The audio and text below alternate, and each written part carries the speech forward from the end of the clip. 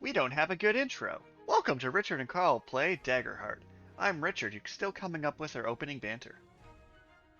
And I am Karl, who's like that. I thought that not having opening banter was our opening banter. I don't know, I feel like we're slightly smoother on our other less popular podcast. Yeah. So before we get into daggering some hearts, what's new in the Karlverse? Well, I mean, I heard that people like pizza store anecdotes. This is true. Oh, we did get a comment on an earlier episode that they're happy we cannot sell your organs.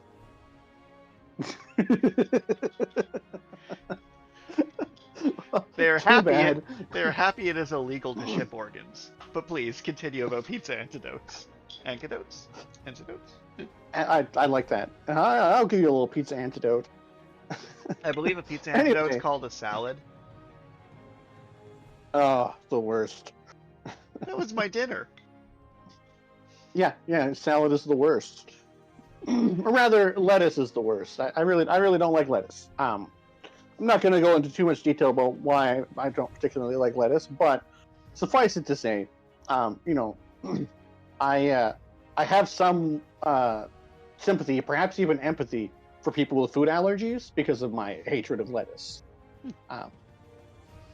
Like you go to a restaurant and you order a burger without lettuce, then it comes with lettuce, and it's like you don't want to complain, but you also want to get the food that you ordered, and it also it ruins your meal. I mean, obviously it's less extreme than people who actually have allergies, but it's like the worst actually though is when you order a burger with lettuce and a burger without lettuce, one for your friend, one for yourself. Right? Oh, I always make sure that if I order...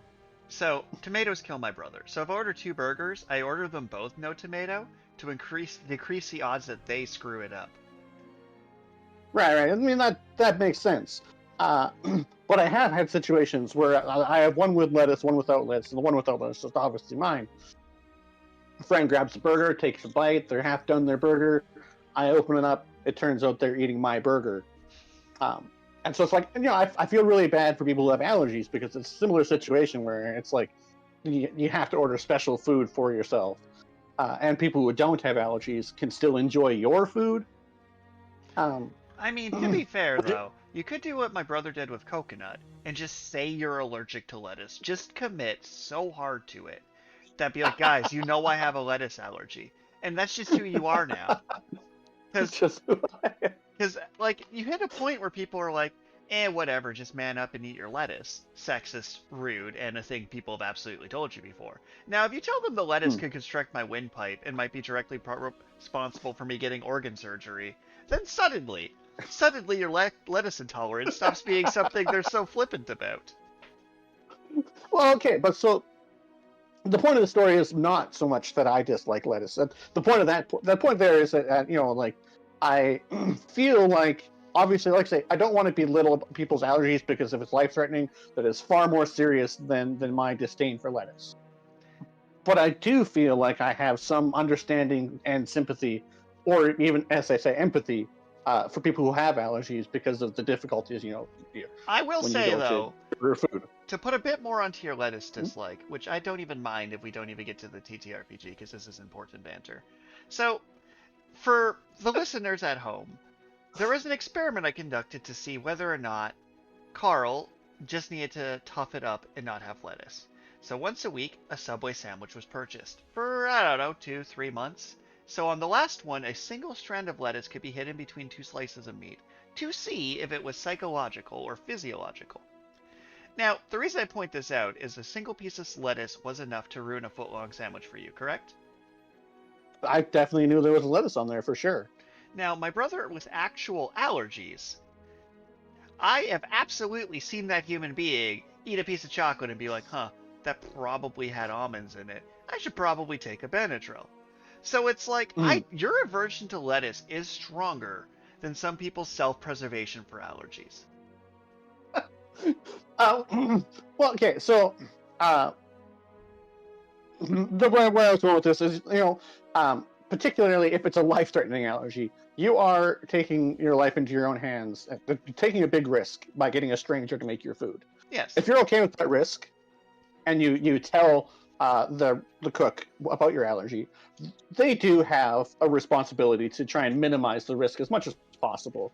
But it's you're taking a risk no matter what. Like even with me getting lettuce, it's like if someone puts lettuce on my sandwich and they're like, "Oh no, he said no lettuce," and they try to pick it off, you just can't. I can still taste it. It's still there. This has been tested. I have tested this personally to ensure the validity of this claim. So it's like I say, it sucks. But if you have an allergy, particularly a life-threatening one, you are taking a risk.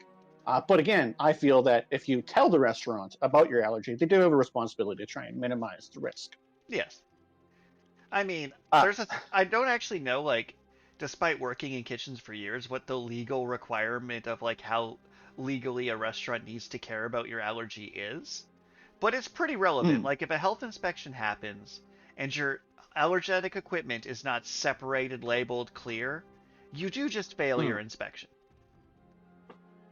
But I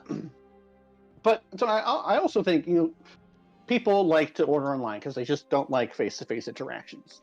It is destroying our or world. Talking on the phone, right? And so I kind of feel that if you're ordering online, you shouldn't really expect the restaurant to actually confirm your order. They're just going to make what you ordered. Correct. Like, unless there's something obviously wrong with your order or something that there's some request that they just can't fulfill, the restaurant will just make what you ordered. And if you accidentally made a mistake on your order, it's not the responsibility of the restaurant because you ordered online. You should have checked your order yourself. And we have Sorry, go ahead. So we've socially contracted as a society. When deliveries and orders first began, cell phone actually ordering it, there was a call for confirmation. We get to early PizzaHut.com orders. They would call you after you placed your online order. We as a society decided it was more important to get our food 7 minutes faster than to have someone check that no, you don't actually want no toppings, just beef on the left side. Well, I mean, it's kind of a social contract. It's just like, it doesn't really make any sense if you're going to place your order online and then we're going to call to confirm it. Why didn't you just call? Yeah, it's true. It's a waste of everybody's resources. Oh yeah. In any event, I tend to agree with the social norm of if you're placing your order online, you don't expect us to confirm it unless there is something obviously wrong about it. Or if it breaks over $300. If I see an order go over $100, I'm like, that's kind of shady. If I see an order at $200 or $300, I'm like, I'm not sending my driver out there.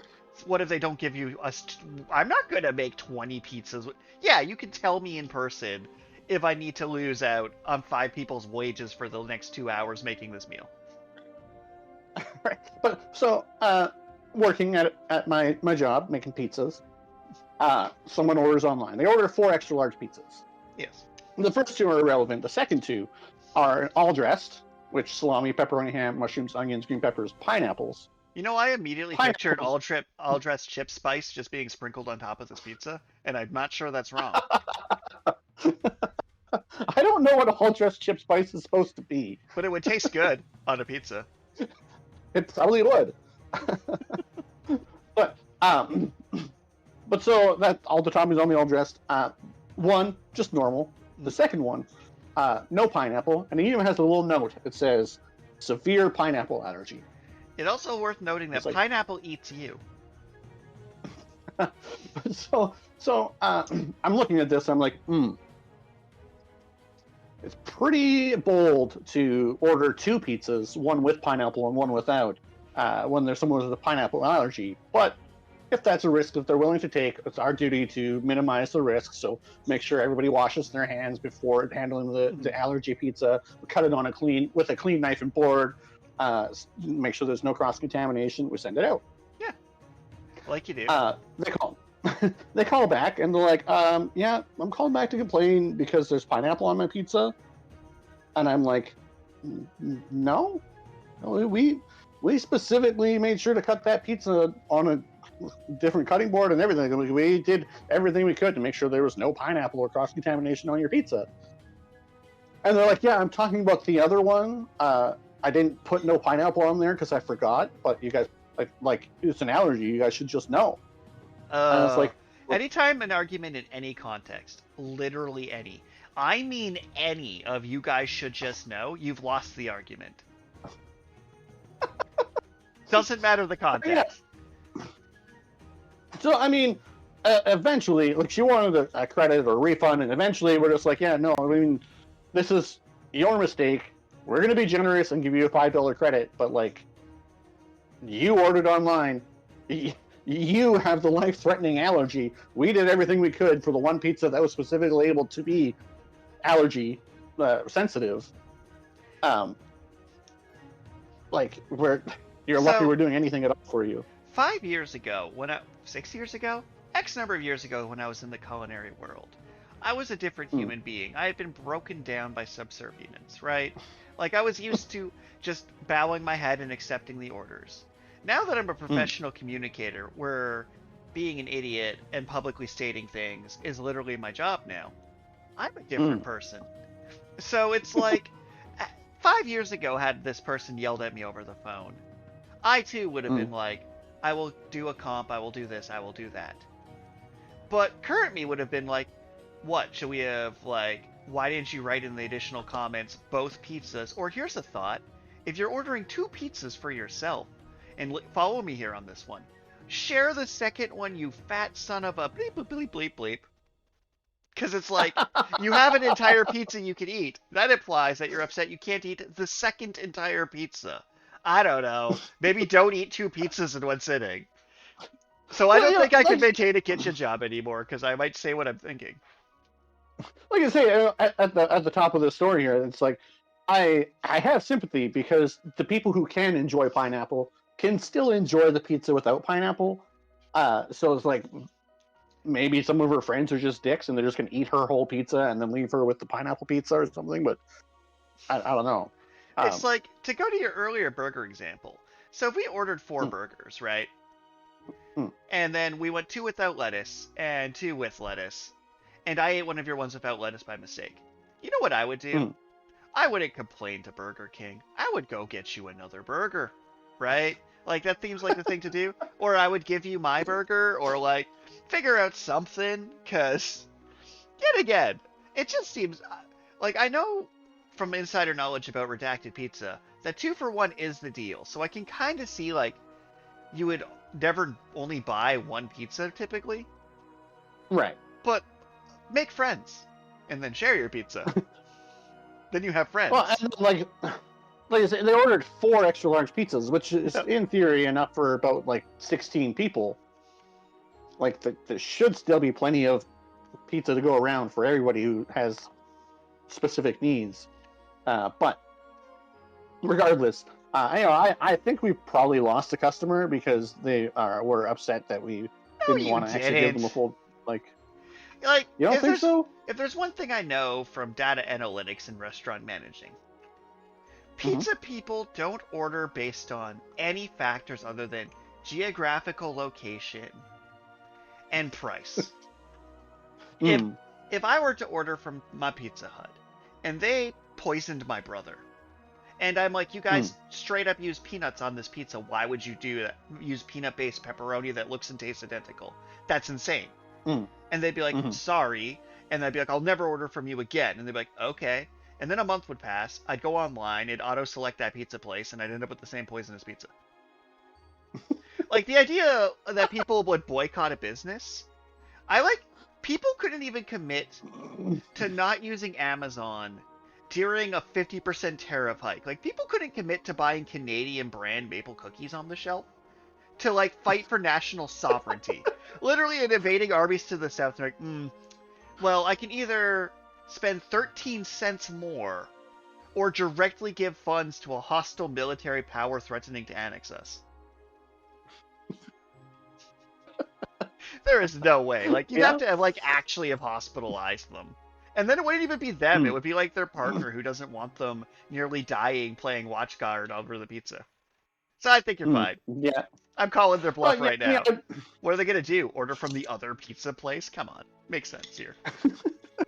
I mean, when you say, it's about risk assessment and management. Like, I don't really want a customer who has such flagrant disregard for their own safety that they would order online and not confirm their order when they have a deadly allergy. Then they're going to try and blame it on us. So it's like, if they don't order from us anymore, it's like, yeah, not a big loss. Good for their safety. Order from a place that doesn't stock pineapple. Yeah. I mean, and like I say, she was taking a risk having strangers make her pizzas in the first place. So it's like, then she decided to make it even riskier by not talking to an actual person to make sure that we got the order right. And the thing about allergies is, allergies are serious. Like, I want to be very clear. It can cause anaphylactic shock. You can have to use an EpiPen. A pineapple allergy can be fatal. But my friends I know with fatal allergies just seem to live their lives of a certain more... Like, I had a good friend of mine asked to see, like, the ingredients binder that they keep in the back of restaurants to, like, make sure there was no risk of anything in their allergy list from killing them. But also, my other associate with allergies will just be like, yeah, I'll probably not die. It's fine. I think I'd be like, the thing that makes it weird is the idea that you ate 3 pizzas and it's the 4th one that's the problem is what I'm stuck on as a person. Like, to like loop back to like, if for writers and why my customer service skills have atrophied to nothing. I'm an author, and I'm going to flex that a bit because I make almost as much as a minimum wage food service industry with my writing. It's a huge accomplishment. It's pretty impressive, really. Is that if someone gives my writing a bad review, that's everybody. So, for a restaurant, you can have one person be like, you screwed up my order. I actually wanted jalapeno peppers, not banana peppers. And it's mildly annoying you served them. If I were to try and tool my writing to every witty comment I've gotten from somebody about what's wrong with my writing, I never will have written a book. So I absolutely cannot care if the customer likes my work. I simply can't.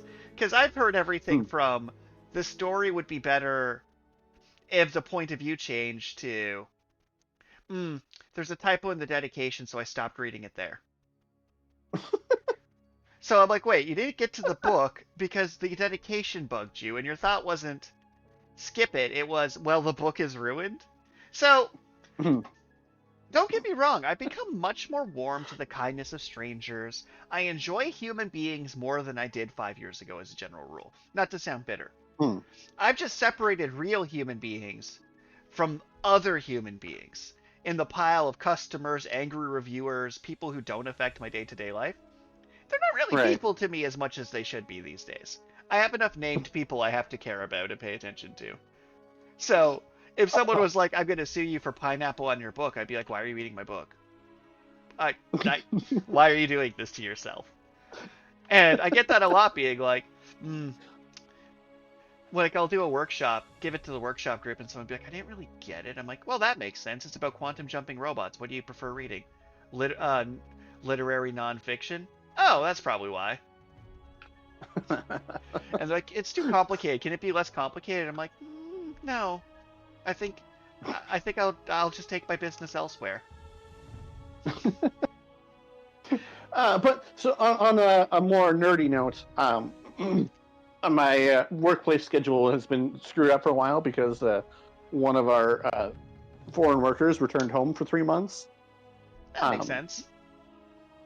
But now that they're coming back, I was actually able to restart my monthly D&D with the goal of sending my players to space. Nice. They currently just got to the Infinite Staircase, which is where the Iron Shadow comes from, which is a strange shadow that sucks the creativity out of living beings until they turn into shadows. I think you forced me to give a mini rant about 5e. So Okay, well, let's step back for just 1 minute though. I have a friend in the group, and he's been playing D&D for a long time. I think his preferred edition is 3.5. Uh, sure. but when I mentioned when I mentioned the Iron Shadow, he's like, "Oh, I know the Iron Shadow," and he was thinking about it. He's like, "Oh yeah, it was in some of the D&D books, and they just used the Infinite Staircase as a quick travel, but it was somewhat dangerous because the Iron Shadow could potentially, kill you." Um, but apparently, if you try and look up the Iron Shadow, I haven't done this myself, but if you try and look up what the Iron Shadow is, there is almost no lore about it online.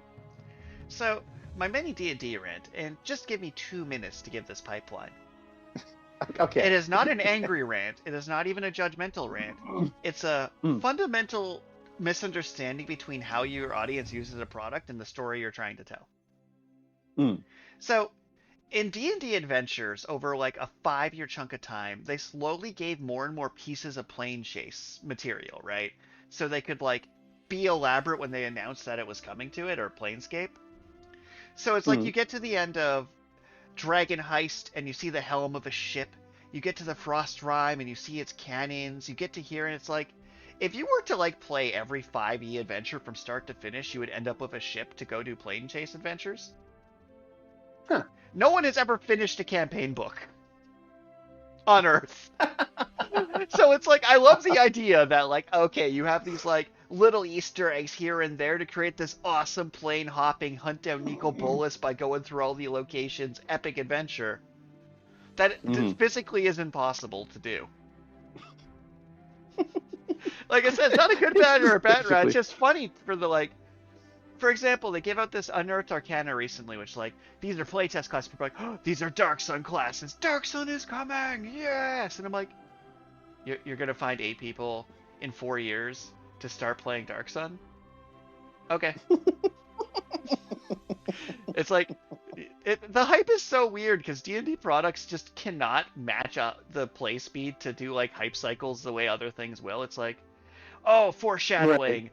They foreshadowed Eberron. Now Eberron's out. I'm like, but you guys didn't do anything there. You're like, here's our Eberron book. Yay. And I'm like, but like, there's simply... How fast do you think it takes someone to get accustomed to a universe to build a game for your universe and then do stuff in your universe? How many D&D settings do we actually need? The answer is 1, maybe. Oh, I mean, that was really funny when we tried to do the Critical Role campaign, and the actual setting didn't matter. Most of the players were more interested in their own backstories. Well, it's funny because it's like I went through the book, I was prepared to run it, which it was because I was used to campaign books at the time, it being more like, here's like a hex crawl type map. Made sense in theory, but this comes down to the DMD tempoing where I'm like, one character, I want to go. It's like, you gave me this page as a backstory in the Feywild. I'll send you there. Which means there will be no Critical Role references to be found here. Except for, like, the one Fey character that shows up in Season 1 Critical Role, maybe. I swear. Like, they get to it later in the show. Like, each campaign does a little bit in the Feywild. But it's... The fanfic campaign is weird. Because it's like... I don't know how I would do it, to be honest. Like, I tried, because that's what people were into. But me trying to voice Critical Role characters is not going to go well. And I'm always worried about Boruto syndrome, where it's like, every character's talking about how awesome the Critical Role characters were. Which doesn't really matter when you're the players. But if you don't do any name dropping at all, then the setting is just a setting. Right. Because the world of Exandria and the Forgotten Realms, and a lot of Critical Role fans probably listen to our podcast, and I might lose a lot of people here. They only really matter when you're in them. Like, if you go and play Exandria specifically to not do Critical Role cameos, it's not that different from the Forgotten Realms. It really isn't. I mean, it uses the same core rules as any other D&D game, and there aren't any special additions to the rules for that setting, as far as I know. Well, what's interesting about that setting, to not like derail too long, like one of the things that's funny is that because they started out Pathfinder, then jumped to D&D, then jumped to their own setting, kind of, sort of. A lot of the Mm. gods in it use monikers that directly reference 5e gods with slightly different names. Like they'll be like the Platinum Dragon, the Platinum Dragon. It's like, yeah, that's Bahamut the Platinum Dragon. Because the problem with 5e is a lot of the lore is built into building your characters. So if you build a Right. cleric or a paladin from the book, you'll end up making them Forgotten Realms coded even if you don't mean to, because that's where you learned Mm. like what races and gods you could, ancestries and gods you could play as. So it kind of bleeds into Right. itself a bit. Mm-hmm. Anywho, But that's enough about pizza store anecdotes and my campaign where I'm attempting to send them to space through the infinite staircase. I mean that is fascinating. Don't get me wrong. What's new with you there, Richard? So I got my course schedules and my TAing schedules and got a look at my future.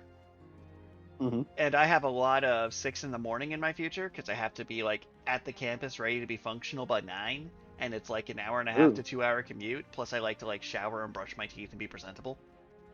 Right. So like Monday through Friday I have class and things. But I'm such a slacker normally. I'm weird. I do think I'll probably end up being more productive in my side ventures because I tend to be when I have less time and I can procrastinate less. Right, that makes sense. I'm an anxiety-driven, riddled mess. Mm-hmm. But yeah, with all my course schedules in, plus my work stuff, plus my side creating of stuff, I am going to have a very, very busy few months, and I'm actually really excited. Like I go for my orientation in 2 days, All right. and I get to So start. you're going for orientation before the long weekend? I know, wild, right? All right. Well, it's like it's twinned orientation, right? Because I have to get student orientation stuff, and then I have to get TA orientation stuff going on too.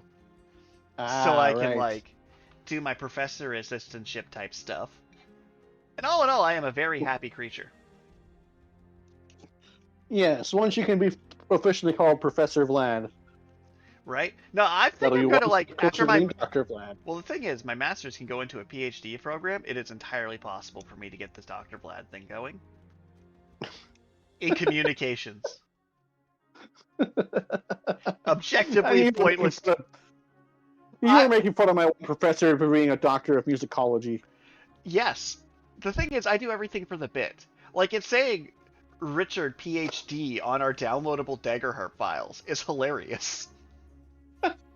That is just funny to be like, yeah, Dr. Richard wrote this bayonet class.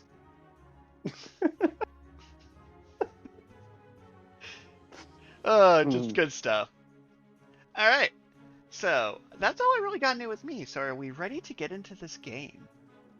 I think so. So, to earn a hope, I'll give a bit of the recap on my end first, and then I'll ask you a few questions. All right. So, last time on Richard and Karl Play Daggerheart. So, to kind of give it a montage, your character, the ribbit touched human, just ribbit enough to make it awkward at parties and not go sunbathing. Went through some backstory stuff, nothing super interesting. An affair, some politics, waking up in a grave, being mistaken, identity. You know, just things that happen to people, not that exciting. But finds himself getting a contract to pay off some of his resurrection debt. He was told to go on an adventure to help bring down a local terrorist named the Wraith, who may or may not be 3 raccoons in a trench coat, we don't know. Given this mission, you're also ordered to stop in on towns on the way that were having problems with their magical barriers, that were preventing both the horrific serpent sickness that strikes into the bodies of nearby people, petrifies them, and apparently turns them into being Jaeger piloted by ferns, as you'd later come to experience. In the early legs of this adventure, after feeding your hippopotamus to a sea serpent, you rescue a little girl, decide that she's clearly the main villain, smuggle her through the sewers into the city, smuggle her from the rooftops out of the city, fake your own death, nearly get put in a pit and burned, and after making some distance, you find what appears to be an abandoned village. Despite balancing and combat encounters that I just threw out the window, you are 3 out of 3 players to snope out of this village. However, 1 out of 3 players to successfully snag the treasures on your way out. Ooh. Having escaped the village, You find yourself in presence of a crimson lily bloom, a rare flower 1 in 10,000, said to be used to create the antidote to the serpent sickness. As you find Mhm. yourself cresting the top of a hill, you see below you a thick marshland that would come up to about your waist. And in the distance down that river a bit, you see Wyrmhearth Crossing. Much like Pacific Lodge Town in Pokemon, it is a floating city in the water, sort of like a wooden Venice. And recently, through various channels you've heard, it's been going through a Vegas-fication of sorts. As it's in a made trade route, you can ship things by water, and because they control access in and out of Haven effectively, the Empire controlling the region, they make mint. They put up a university, they have delicious street food, delightful maple bug pie. But you do have a couple options. As someone who, our dear Leroy, has been very good at pretending to be other people, hiding his face, and quite frankly, befuddling future assassins, Befuddling super future assassins. you basically have three options at your disposal. The first is descending down this hills, going into the water, waving to the local ribbits who patrol, taking a boat in, and being treated like royalty. Or garbage, you don't know. We'll find out when you get there. But could enter the city as a tourist. You could flash your badge, say you have some important paperwork, and be there on official business if you choose, as it is a Haven-run Mhm. outpost. But you could try and go through the swamp without stopping through this town and wade your way through. Or you could say to heck it to all of this, and this town being built in like a marsh with stone valleys on either side, you could just skip this town entirely, climb the cliffs in front of you, and make your way to the next stop, the city of Allura, where your hint to where this domestic freedom fighter may be is the next location. So if you wanted to maintain this low profile, you could take this delightful adventure I've written and you test the other delightful adventure I've written that 2 out of 3 groups did not attempt. Choice is yours, my friend. But Wait, as two out of three groups did attempt to go to Wyrmhearth? 2 out of 3 groups, which you should not have this, but it's like the little hidden button they put in the Persona games to see what other people picked. 2 out of 3 went to the town. I mean, okay. I mean, I was planning on going to the town. I was just, One have group, to. yeah. And we'll discuss at the end of the episode how that played out, because this is a live play and discussion show because we said so. I mean, I don't really have a whole lot to add to your recap. I mean, the little girl, I have named her Lyra. She seemed to recognize the town as her hometown, but the name of the grove is so forgotten that it seems to have wiped itself off of the map. Like you can see that it used to say something there, but even on the oldest maps that Leroy has, the name has faded into obscurity. So it's very, very suspicious. That's especially seeing as it's so close to this Wyrmhearth place. Like I don't know. It was about a 2-day trek, so you spent a couple days to get there and a couple days to get back to Wyrmhearth. So it would be about like going to Moose Jaw. Yeah, okay. Just to give a little more perspective. Moose Jaw. Yes, viewers, feel free to look up Saskatoon and Moose Jaw to figure this out on your maps. All right.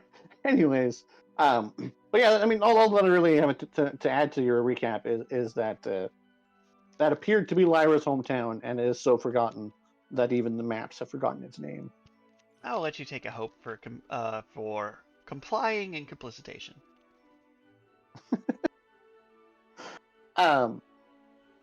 But before I go into the city, I need to assume the form of my trusty guard friend that gave me my cart in the first place, because I don't want people to know that it's me. So, did you ever get that guard's name or any identification to know his identity? I don't believe so. I just assumed his form. Perfect. And then I was hoping that no one else would recognize him because,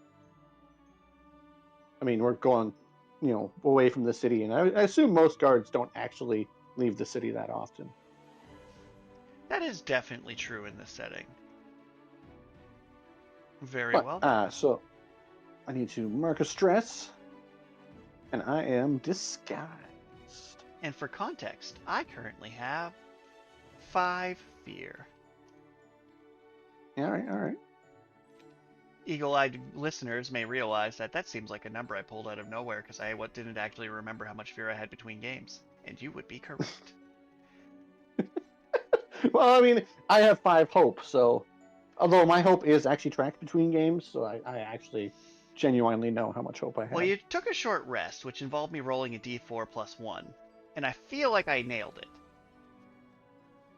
I recall saying nailed it, but...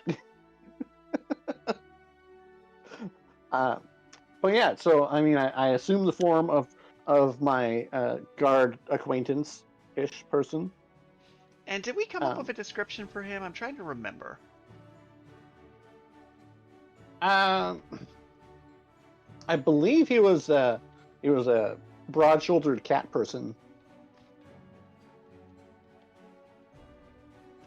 That is correct. But oh, you actually have notes about that? I do. I have his name and the fact that his life has been being slowly ruined, but he doesn't know it yet because things travel slow. His life is being ruined. Well, you did use that form to fake his death. Yeah, I suppose I kind of sort of did, didn't I? So, like, he showed up in a town, then ran out to help, then died.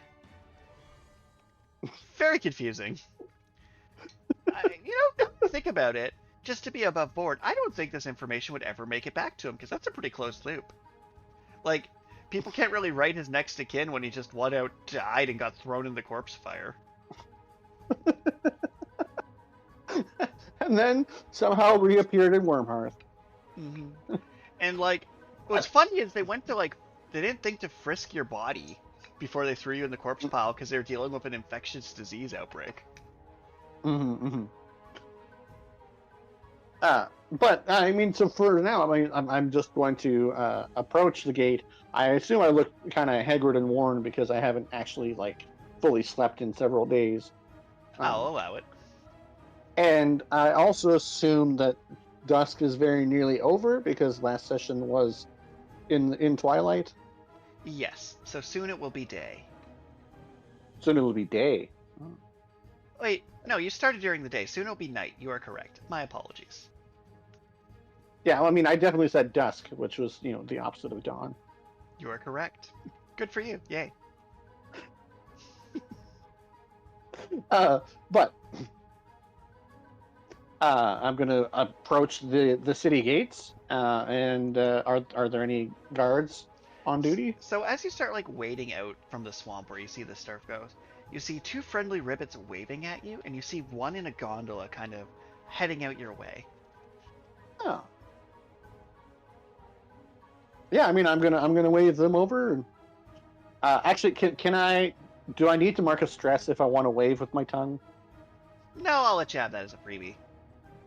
All right. Note, you're a cat person right now whose tongue waved at them. Oh yeah, I forgot about that part. Yeah, I'm happy with that. Oh well. That's great.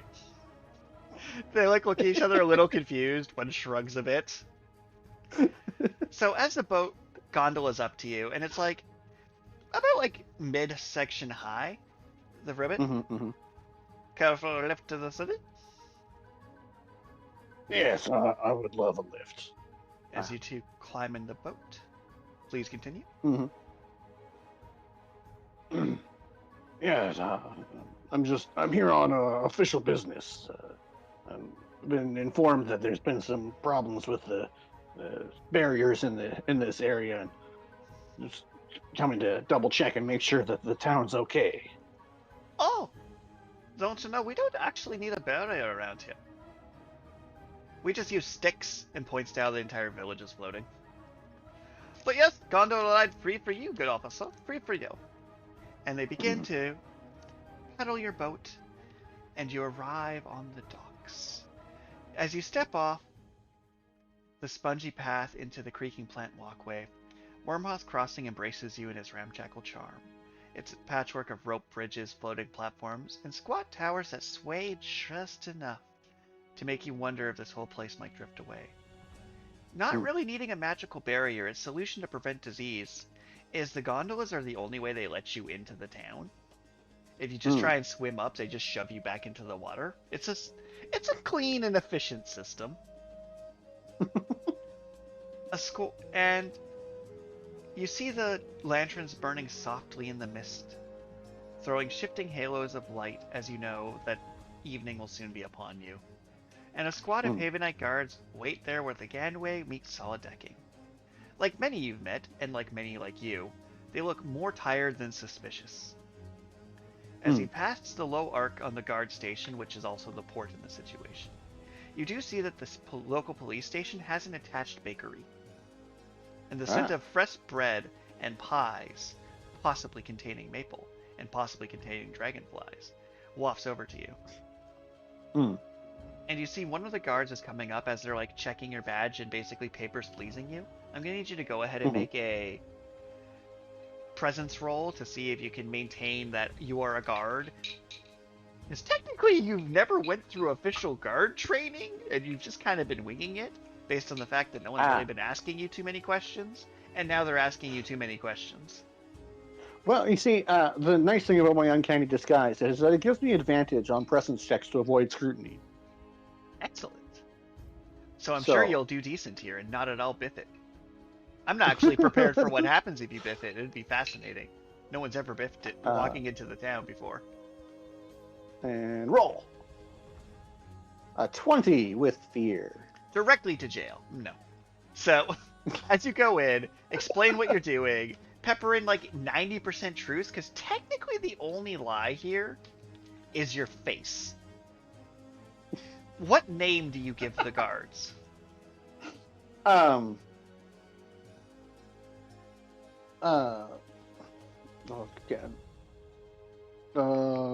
their official logs to know who came into this town and who left. Epsuhore, that's the word. I need the spelling for that one, my friend.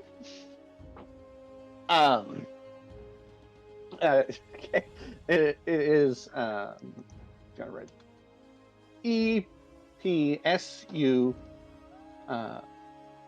ORRE.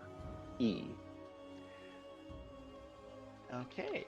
The Espahore, you're here on behalf of Cobbler's Cove, passing through on your way to Allura. How long do you think your stay will be? 7 days is pretty good for a nice vacay. Well, probably only a couple days. I do have some more business going down here. I have to check out other towns and barriers, and I'm on my way to Allura. Of course. I do recommend they put out. There's a bunkhouse down the main pier if you need a place to dry off. Food's decent. Markets trades late if you're after supplies. Or if you want to go a little fancier, we have a lovely hotel. Nice jazz lounge going up, some of the local bards putting on a show. And really just... And they just kind of like hand you like a version of their town badge, and they have the crest of what looks like two ribbits shaking hands, each holding a knife behind their back. This is one of our local badges, and they'll see you're one of us, Havenites, and they're not going to charge you for nothing while you stay here. You're covered. You won't find any trouble here if you're not looking for it. Thank you kindly.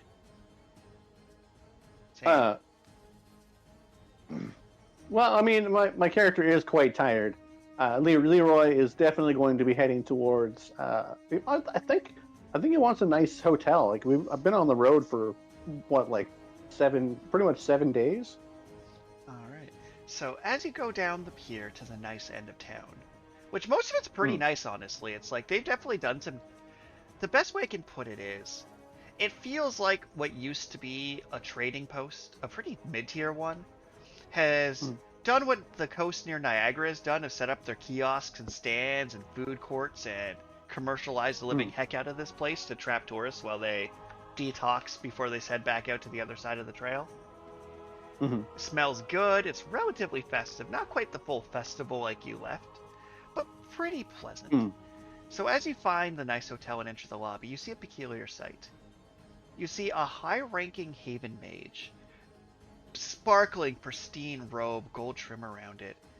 Doesn't look at you at all, but next to them seems to be like a 4 foot tall, fluffy goblin that's just stuffing food into takeaway containers at the continental breakfast. And you realize something.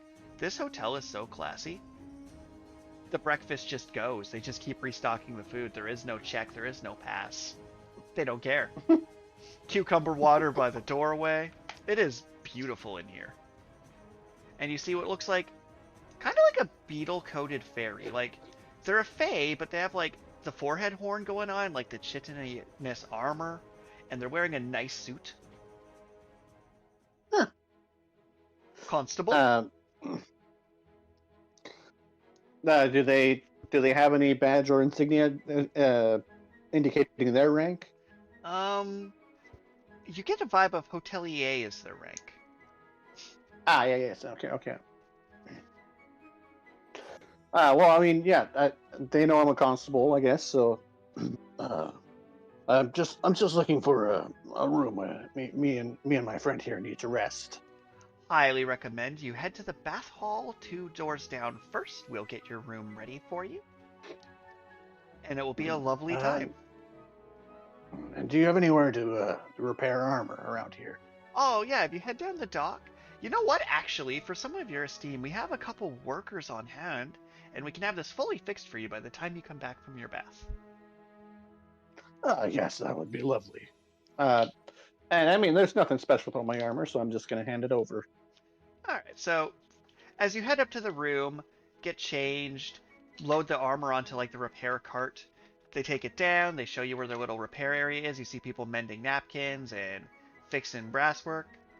You see what looks like a stout dwarven man just kind of screwing in some screws and gets to work on your armor. No issue at all.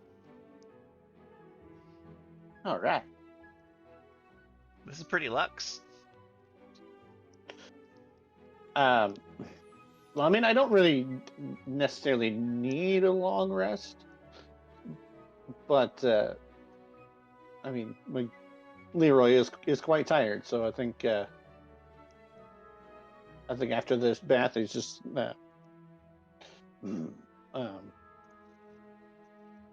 So, Lyra, what does Fluffy like to eat? Fluffy likes things dogs like mostly meat scraps and bones and breads, and he really likes fish. I know that's weird, but he likes fish.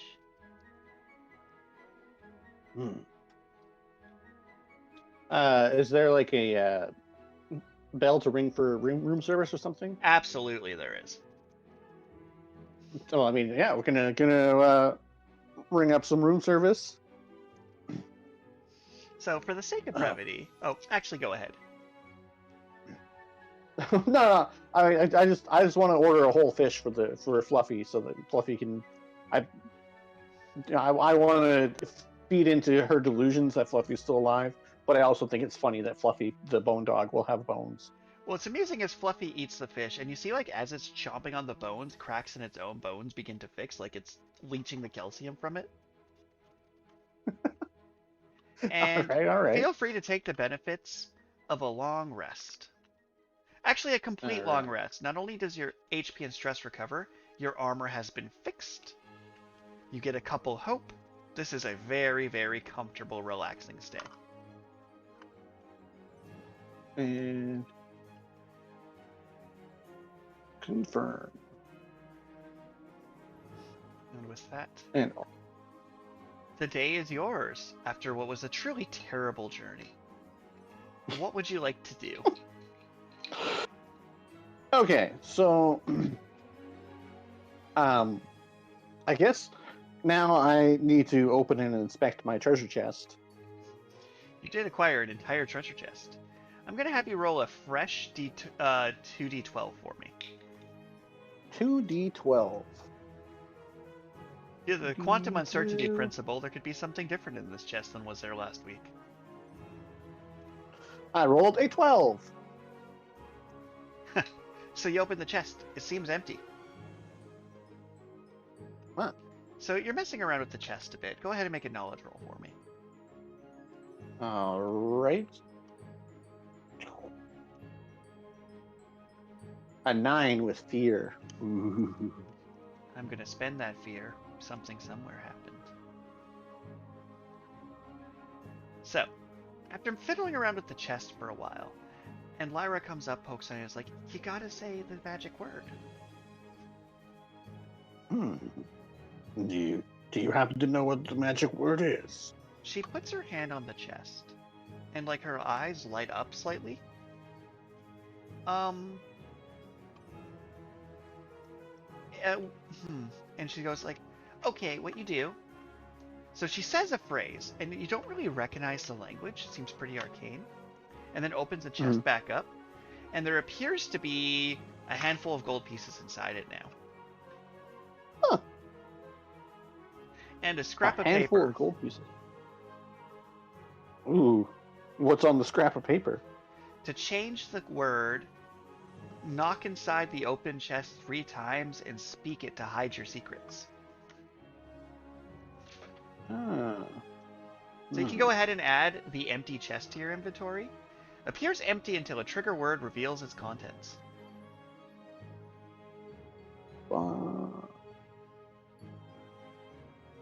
I appreciate that the chest was what was valuable inside the chest. So you can assign whatever trigger word you like to this chest. And yeah, when you put something in and say the word and close it, the next person who opens it sees an empty chest, feels around, nothing's in there. And then you close it, say the word and open it, and the thing is back in it. Hide contents. Using a secret passphrase.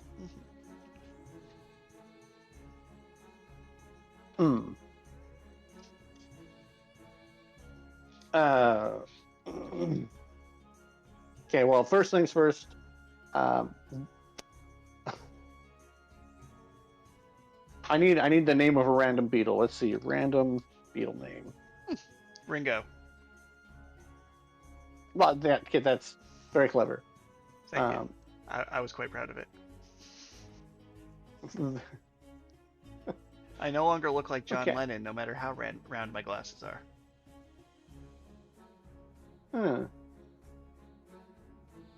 What do you got for me? Yeah, I don't... See, I was trying to think of what my favorite bug snack would be. Leroy's favorite bug snack would be. Cicada's pretty good. Cicada? Yeah, okay. We'll go with cicada because I mean, it's a once-a-decade I looked up treat. random beetle name generator, and it actually, generated me like names for beetles like Sir Buggington or Captain Crunch.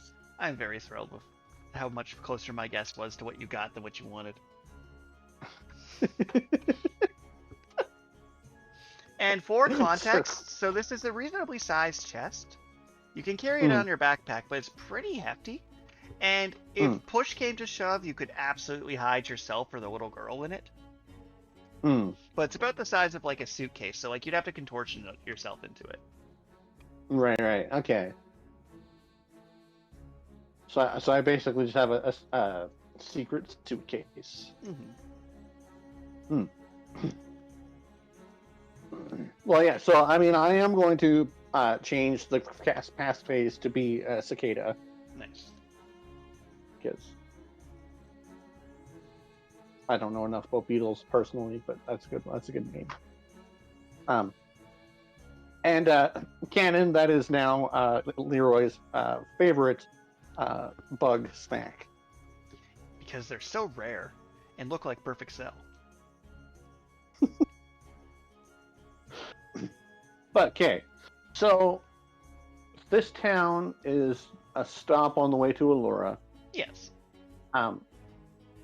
They don't have a barrier that I need to actually inspect because they have their own security system for this kind of stuff.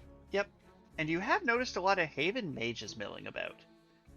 And by a lot, I mean like you've seen 2 or 3, which is a lot of mages per square foot. Hmm. I see. Um. So I guess is there a how tall is this hotel? Like, I'm gonna say. Well, it's made of wood and floating on a platform. So it's more But wide than it is tall. But it's like 5 stories with like a rooftop bar on it. well, I mean, for now, I'm going to go to the rooftop bar, um, and I'm going to order a Beetlejuice cocktail. Absolutely have that prepared and ready to go. Like, you've noticed since milling about this town that most of the cops are either human with the occasional Khajiit and a few like ribbits that feel like are probably promoted because they needed some local talent, but this town's like 90% ribbit. Mm. So like your bartender is a ribbit and he's like, "Yeah, absolutely." Ribbits and fairies are probably the most common you see around here. Mm. But so then I'm gonna find my way to like the edge of this rooftop bar, like the edge of the roof, Yep. and while I'm sipping on my delicious drink, I'm going to see, like, do the mages seem to be congregating anywhere in particular, or are they all just kind of milling about, or Go ahead and make a knowledge roll for me. a knowledge roll? And a 5, but with hope. So you're looking around the city and there's a fair number of new buildings that are strung up. And with a 5, you're not really seeing like mage conjugate. Maybe they go to the library. You don't know. Mm.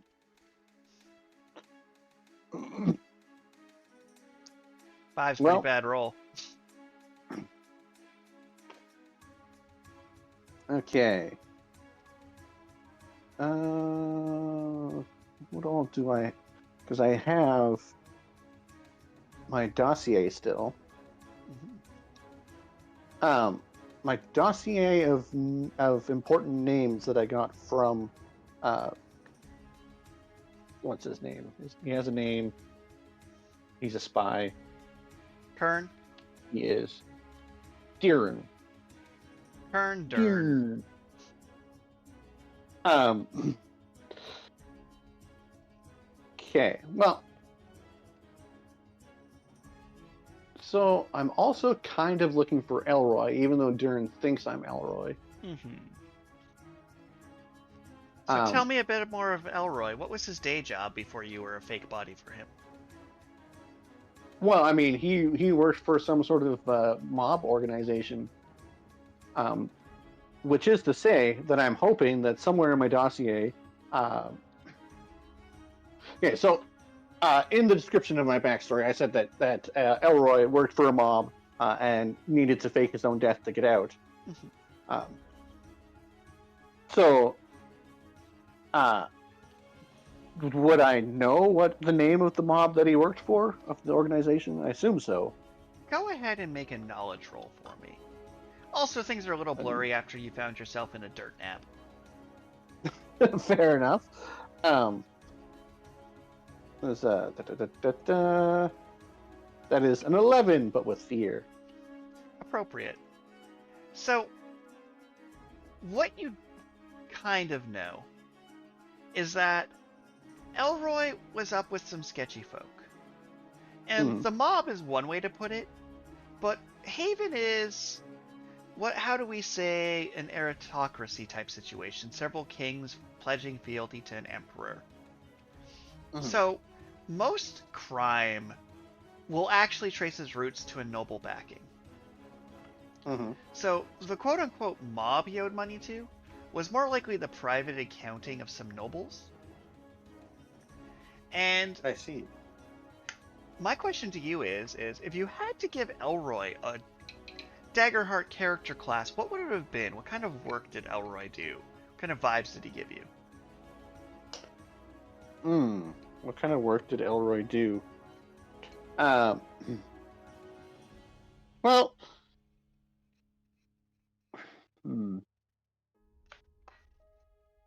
I suspect he was somewhat of a scholar. Not really much of a combatant, but doing research and maintaining magical equipment. Excellent. So, there's a good chance that the mob, quote unquote, he was working for, there's a Hmm. good chance that a lot of their crime and actions were tied with some wayward side of the Imperial Court mages. So much like you've seen some court mages in the day, there's the good-sided mages that are going about doing their imperial duty of colonization and what have you. Hmm. But whoever they were that Elro was tied up to, and whoever was funding them, were definitely more. You know how mages can be vain, powerful, greedy. There's a good chance he Hmm. was a mage's assistant who was trying to take a little bit more of their fair share of the country, of the profits, of the illegal activities. Hmm. So, Um, please go ahead. well, so I was hoping that I might be able to find a name in the dossier for someone that would be in Wyrmhearth, um, that I might be able to ask Whew. questions. My apologies. So, as you start looking for the dossier, the person you're looking for who might have some ties, because it's not like full information, right? You got bits and Hmm. pieces and knowledge. There's a name that comes up a few times known as Relip Thimblegord. Rilip Thimblegord. Okay. Relip. Okay, Thim. I should actually. Okay, so important characters. Uh, R.I. You R. said Rilip, right? Yeah, Relip. Thimblegord. Yep, that part is as it sounds. Rilip Thimblegord. All right. And he is a frungrel. Particularly, he was an archivist, and your notes you have about them are squat, blue-capped frungrel. He typically has paper stuck to his mushroom cap with pins.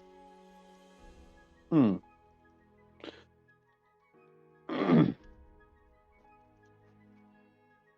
All right, all right. Well, I guess then do I have any information about what he does in town, or like Um, to be able to where do I start looking for him based on the dossier? I guess.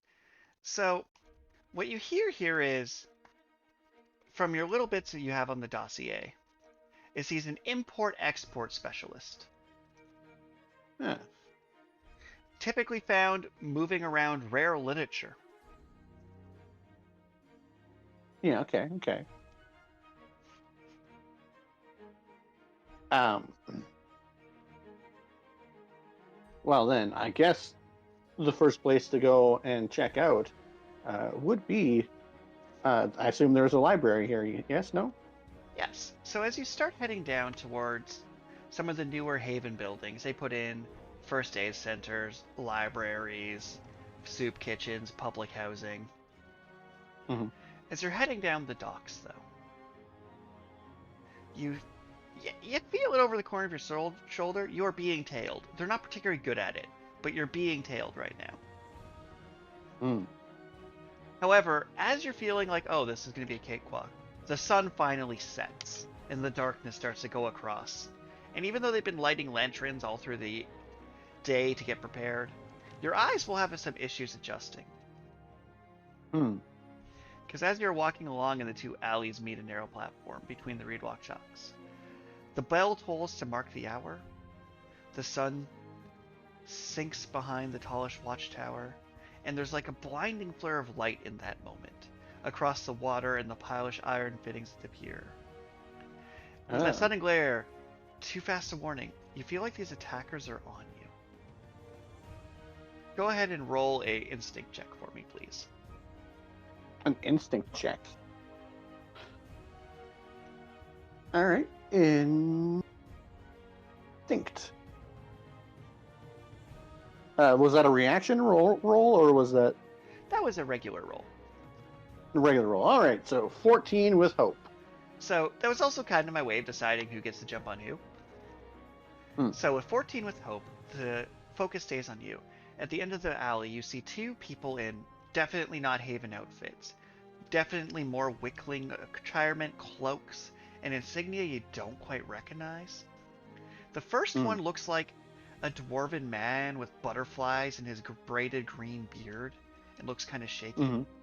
And this person standing next to them would be the most beautiful woman you've ever seen if her face was not vertical instead of her mouth wasn't vertical instead of horizontal. Oh. You feel two people sneaking up behind you. One looks like a ribbit doing a bad Assassin's Creed cosplay. Okay. And the other one seems to be, think of the most generic looking human you've ever met in your life. Like, the kind of person you're like, okay, you're going to tap your card, it's going to bounce, you're going to try and argue for a free slice anyway.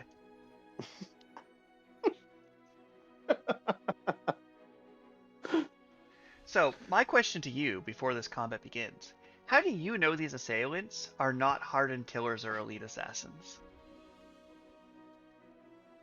How do I know these assailants are not hardened killers or elite assassins? Okay, so there's 4 of them. Correct. And they have me cornered at either end of an alleyway, right? Well, cornered in the sense that you could just jump off into the water, but that's like an 8-foot plunge. Yeah, no, I mean I have escape options. That's not a problem, but yeah, you're vaguely cornered. But so how do I know that they are not assassins? Well, I mean the guy in the Assassin's Creed cosplay, he has excessively large pauldrons. Nice. But no other form of metal protection on his suit of armor. Beautiful. The generic human, he I mean, that guy, he might be like a spy or something, but I can tell that his hands, his fingernails are excessive, are too clean for someone who actually does this kind of dirty work.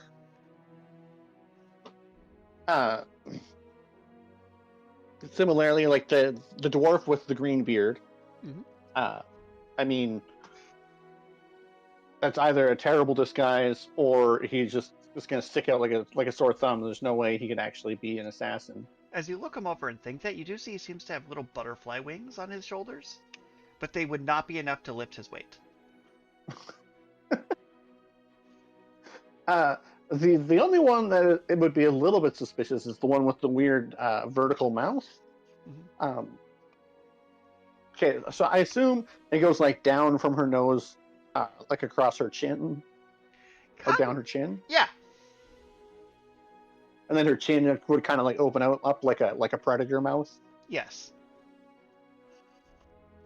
Okay. I mean, and what is her? She's wearing nice clothes as well. No, so they all have like matching cloaks over their regular people clothes. So it's like someone handed them like storm cloaks and be like, now put on your matching cloaks, and then it's just like a dude's basically in jeans and a tank top, or ye old fantasy equivalency. Yeah, well, I mean that's really the only indication that the lady is untrained is the fact that it's just a cloak over top of normal, relatively nice clothing. All right, so the spotlight's on you. What you gonna do? Okay. One of them is holding a crossbow to the side, like in a gangster movie.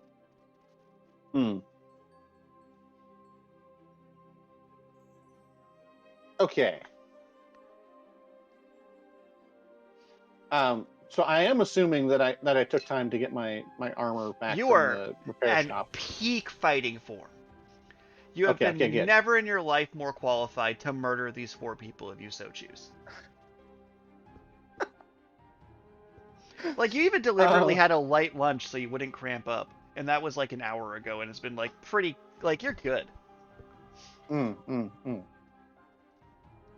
And how? So actually, just a quick question about distances. There's melee, very close, close, far, and very far. Correct. So, Okay. melee is if you're touching. Very close is within 5 to 10 feet. Close is within 10 to 30 feet. Far is within 30 to 100 feet. And very far is about 100 to 300 feet. So in this case, they're all within about 30 feet of you. So they're all close. Yes. But not very close, huh?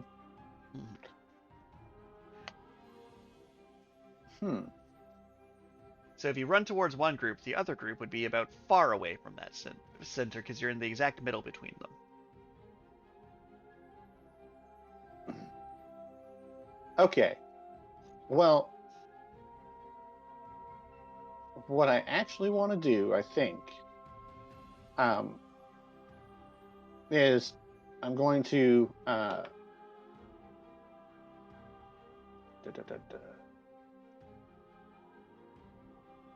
Okay, so being cloaked gives me advantage on. Okay, so what attack rolls against you have disadvantage?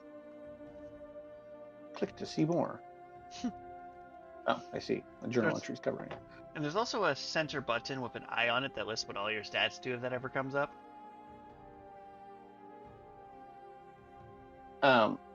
But I digress. What's anyways, it gonna be? the point is that I was planning on, given that this is a shadowy alley, I should be able to use my Shadow Stepper feature. Yes, no? I'll allow it, since I literally described it as the sunset and darkness hits. Kind of hard for me to walk back that one. Like, I described the wave of shadow crossing the town. You're like, there's shadows here, right? I'm like, nuh-uh. Because I would like to shadow step behind the guy in the cosplay with his stupid pauldrons. Le God! Oh my God! He says in a bad French accent. But then I want to try my Tell No Lies spell. Okay. Where I cast it's a spellcast roll against the target within very close range, so I'm going to appear behind him very close. And on a success, they can't lie to you while they remain within close range, but they are not compelled to speak. If you ask them a question and they refuse to answer, they must mark a stress until the effect ends. They are typically unaware the spell has been cast until it causes them to utter the truth. Okay. So do I get advantage for being hidden? It wasn't actually explicitly listed as a benefit of being hidden. I'll say yes. I'll give it to you once for you to ominously sneak up and cast the spell. That feels fair. That is only a 10 with hope. 10 does it. They're not particularly well trained. Oh my. And they don't even know that they've been cast then. Correct. Nice. Well then, and it was with hope, so spotlight's still on you.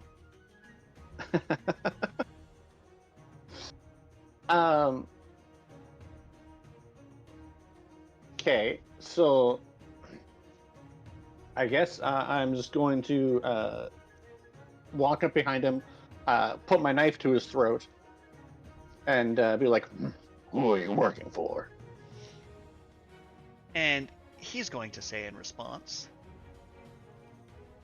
"To free our country from you imperialist pigs!" Completely losing his fake French accent. Because that would be a lie.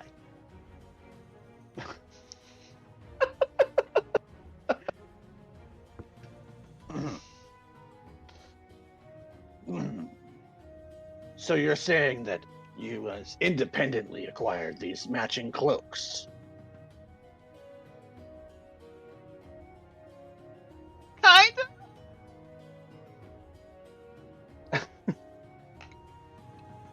So, I'm going to say you can roll a presence check if you want to try and continue the conversation past this point. Okay, well, I guess... Oh, man, at this point, I guess I would have had to have marked another stress to stay disguised as the guard. I was giving you one freebie under the assumption that brunch kept up your magical powers. Okay. Well, I mean, yeah. I mean, I'll. That was presents, you said. Yep. But I wouldn't have advantage because I'm not trying to avoid scrutiny, or it's very hard for me to argue you're hidden while you're talking with this man, even if you're Batmaning behind them. The uncanny disguise gives me advantage on presence checks to avoid scrutiny specifically. I'm not wondering yet. if that would have... Later in this adventure that might matter, but I'd say not in this situation. It doesn't really matter. He thinks you're who you are. He called you an imperialist pig. Right, yeah, I guess. Okay, so presence. You said, right? Yep. It's not hard while someone has their hand on your shoulder and saying, "Where's the drugs?" for you to think they're a cop. Fair enough. I got a 14 with hope. Okay, so I'm going to go ahead and spend 3 fear here. Okay. Bringing my fear supply down cripplingly low, but these guards were all about to die, and I feel the need to help them out a little bit. So as you're questioning their buddy with the hand on the shoulder in seemingly a leisurely manner, first one turns and screams, "Ah!" and fires a crossbow at you, more out of spook than actual intent to fire. Does a 9 hit you? Sorry, a 9 8. does not hit. So you just see an arrow go past you. The second one is holding what looks like a sack, like a Santa sack of presents, and you hear like metal rattling in it. And they're going to attempt to hit you with a sack of doorknobs. Okay. 8. 8 does not hit. And the third one is going to attempt to stab you with what looks like a kitchen knife. 11. 11 does not hit. So as they all run at you, one hits the other in the face with a bag. A fire arrow just fires off randomly, hits the dock, ricochets off. And then the third one is just shaking. Spotlight is back to you. Okay.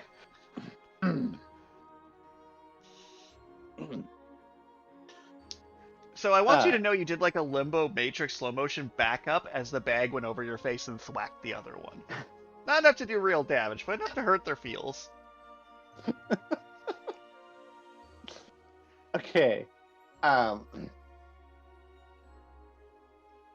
Well...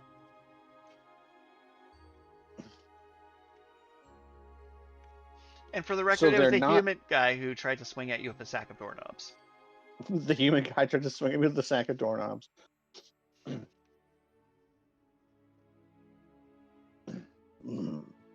Yeah, you're never going to assassinate anybody with clumsy skills like that. And you know what? I am just going to spend a hope. They are all within very close range, I assume. To use my Rain of Blade spell. Are you intending this to be lethal? No, I don't really want to kill any of them. Okay, because that's as simple as it is in this game. If you tell me you're not trying to kill them, they won't die. Okay. All right, so spellcast roll. And 17 with fear. That'll hit. Go ahead and roll damage. And 12 damage. So you pull up 4 knives, like you do like the classic anime. You have like 6 knives between each fingers with the tips painting down. Under your arms, you flick them to your left and right, and they all whip through the air. You hear them coast through as the handles of all of the knives hit each one in the forehead, and they'll thud to the ground. You hear one of them as they get hit, and they just scream at the top of their lungs until they hit the ground and pass out. You hear footsteps approaching, likely alerted to by the screams of this person.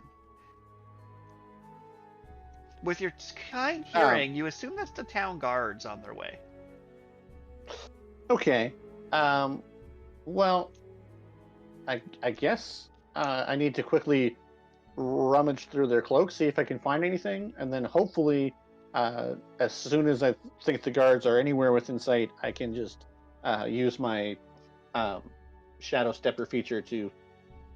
I can move a far distance, so I should be able to safely find a spot to hide within far distance. Okay, go ahead and roll a knowledge check first to rifle through their belongings. Rifling through their belongings. Roll 20 with hope. 20 with hope. Okay, so you do manage to find like some garbage tier weapons, worse than anything you could possibly use. Mm-hmm. You find on the human what appears to be a locket that needs a little key to open, Okay. a bag of gold. On the assassin wannabe, you do find what looks like a piece of parchment with a doodle of a cooler looking assassin drawn on it. Okay. On the woman, you find what appears to be a flask of gin. Well, I'm going to take that. And on the dwarf, you find what looks like a sealed letter. A sealed letter. Mm-hmm. Seems like I might have used my spell on the wrong person. Guards are quickly But, approaching. Did you want to try and hide? well, okay, so I'm in an alley. Dressed as a police officer, having handed some wanted criminals. Yes. You know, I'm not gonna hide. Do I have handcuffs in my basic supplies? You find some on the dwarf. I'm just gonna put them all in handcuffs. As the scuffle ends, Captain Thalen, who you met at the docks, and her guards come running, boots thudding across the board, surveilling the seeds. Burr's brow furrowed, but not surprised. Gives the attackers a long look, then back to you. Wow! On vacation, no less. You did half my job for me. Well, these fellows seem like they're not too keen on Imperial forces being in the city. Yeah, but trying to make friends with the locals, our police program's basically catch and release. 5th time this week. Haven't actually hurt nobody, so it's technically a misdemeanor. Did they actually get a hit on you? So I can lock them up for longer?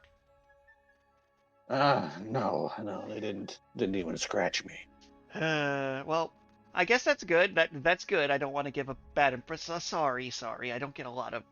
Yeah, good job. Want to help us bring them back to the station?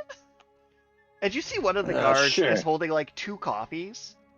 It's like balancing, like, no, you know when you have like the 3 cups of coffee, so you're holding one in each hand and then like a third one awkwardly perched between the 2? Mm-hmm. So that's one guard just balancing the drinks for the squad. And the other one, like, you see like some crumb and butter, like they were eating breakfast and just ran down the street. So, I assume I was able to pocket the sealed letter, though, right? Oh yeah, no issue at all robbing these guys. So I pocketed the gold, the sealed letter, and the other ones didn't have anything of value. A locked locket, if that's valuable to you.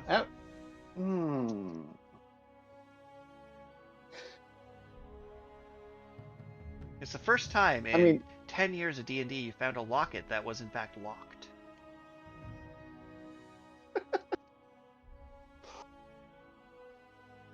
Stolen from dwarven criminal. Create, and then the other item.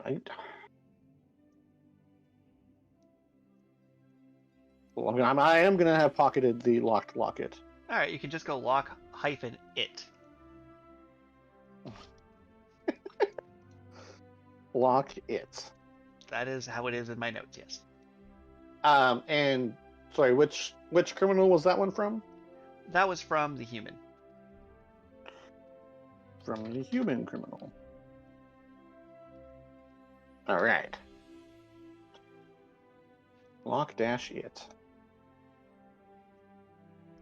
So, letter. Oh my.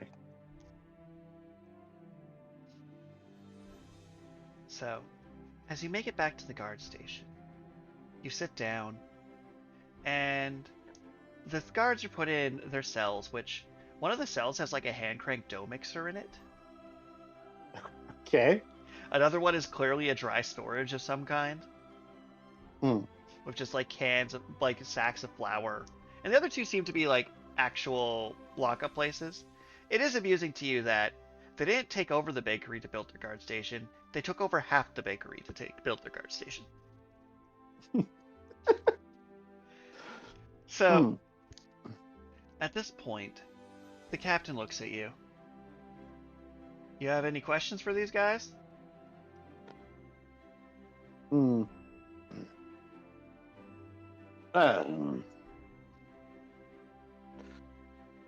Well, so they all seem to have matching cloaks. Do you guys know where they even got these cloaks from? We got nothing. So if you want to take a crack at them, and I don't know, maybe like do that city cop thing of like, I don't know, scaring them and roughing them up a bit, we're more than willing to let you have the room. It's fine, really. But like, not like getting us to like be fined bad, but like, you know, we're happy to look the other way and take a long lunch. Yeah, sure. I'll give it a crack and see if I get anything out of these guys for you. Excellent. So as you enter the room, the prisoners are bound in each room in a different way. The wind rattles the reed walls. A single wooden table creaks under the weight of a chipped kettle and a few mugs. Captain Thalen is leaning against the doorway, arms folded, kind of watching, but kind of like giving you your space. And this is where we can use my interrogation mechanics. I am placing a D8 dramatically on the table right now. Use it in your mind's eye. This represents the prisoner's stamina as a collective. It starts at 8. At the end of each action, I tick down this dice by once. There's various difficulties based on your approach. If there was a group, you would roll in turns, possibly good cop, bad coming. You could bring the little girl to help waterboard if you want, or just leave her outside with the bakery. You do see like an elven gentleman who seems to have created a butane magic torch with their fingertip, crisping the top of a creme brulee. And how the interrogation goes is you have these 8 attempts. On a critical success, you'll learn 2 facts. On a success with hope, you'll learn a fact. On a success with fear, you'll learn a conjecture, a rumor, or incomplete information. On a failure with hope, you learn nothing. And on a failure with fear, you learn active misinformation that your character believes is complete truth from the interrogation. I see. So, with the countdown beginning, and the room is yours, which one would you like to interrogate first? Well, I think the assassin seems like he knows the least. Wait, the assassin was the human, right? The assassin was the ribbit in Assassin's Creed's robes. So the assassin seems to know the least. But the one who seems to know the most, given that they had a sealed letter, they seem to have actually had an objective. Would you like to open that letter before you go in? Yeah, let's read the letter. Let's see what the letter's all about. As you open it. Dearest Temerel, Mom believes you're a failure. I concur. You are bad at smithing. You are bad at home wrecking. And you owe us a ton of money. Mother is sick. Come back and pay what you owe, you worthless deadbeat. Signed, your sister. It's full of glitter, and it like glitter bombs you when you open it.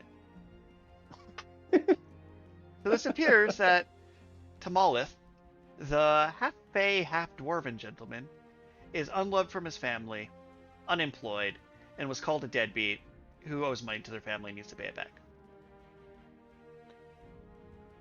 Sorry, Timarith? Tamarith. T apostrophe Mar M-A-R T-H. Timarith. All right. Actually, wait. I think I gave you the wrong name. Sorry. This is Bobbert. This is Bobbert? This is Bobbert, who apparently got fired from their last job and is a deadbeat and owes their family money. But Bobbert as in the guy that was on my Haven clipboard? Yeah, so apparently got fired and moved on to the next town. Oh, I see. Made better time than you. Well, you don't know how long ago he was on that clipboard, but it does seem to have the same Right. embellished O as a flower. Yeah, okay. Okay.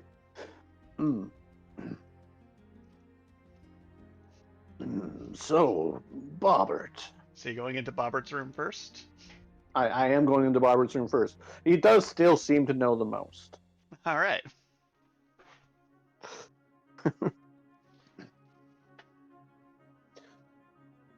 What happened to your job in sorry, what was the name of the city that I was at last? Nearwhere. It was Nearwhere. it's a long way from Nearwhere, there, Bobbert. You get advantage on this roll for knowing this man's backstory in the interrogation. So you also get an extra d6 to your roll. Okay.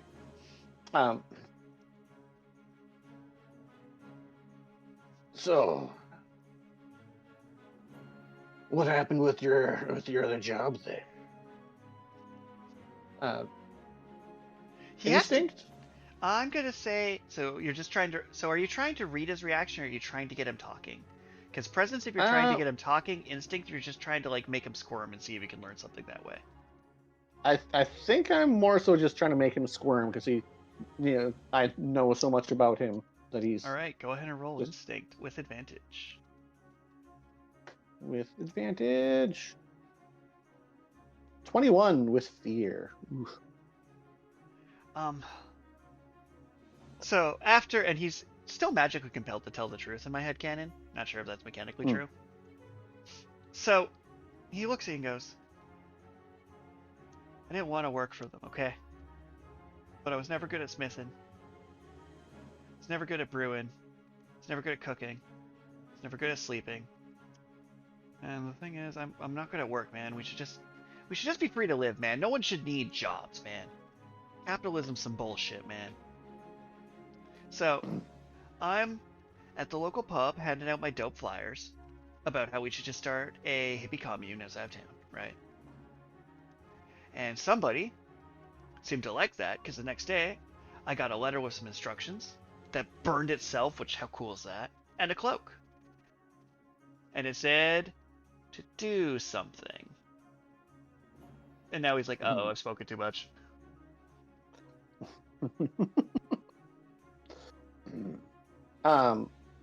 So are we... That was your first success. You have 7 more interrogations going on. Okay, so I guess for posterity, I should probably use my tell no lies spell on him again, just to be... I was just going to let you have it, not knowing how much time had passed. Well, okay, so they can't lie to you while they remain within close range. You did drag them back to jail.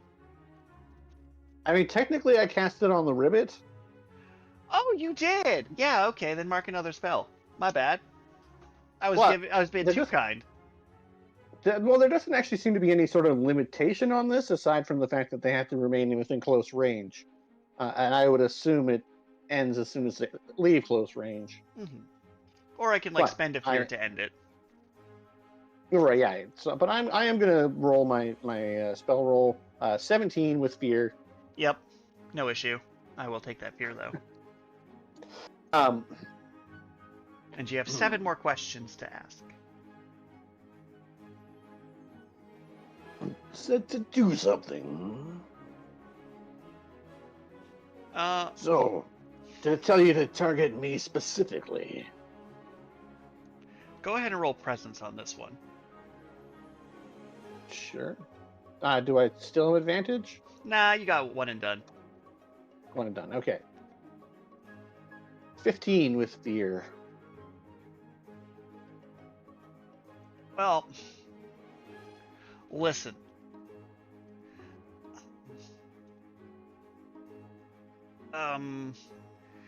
We were told to... There was someone of interest in your party. I see.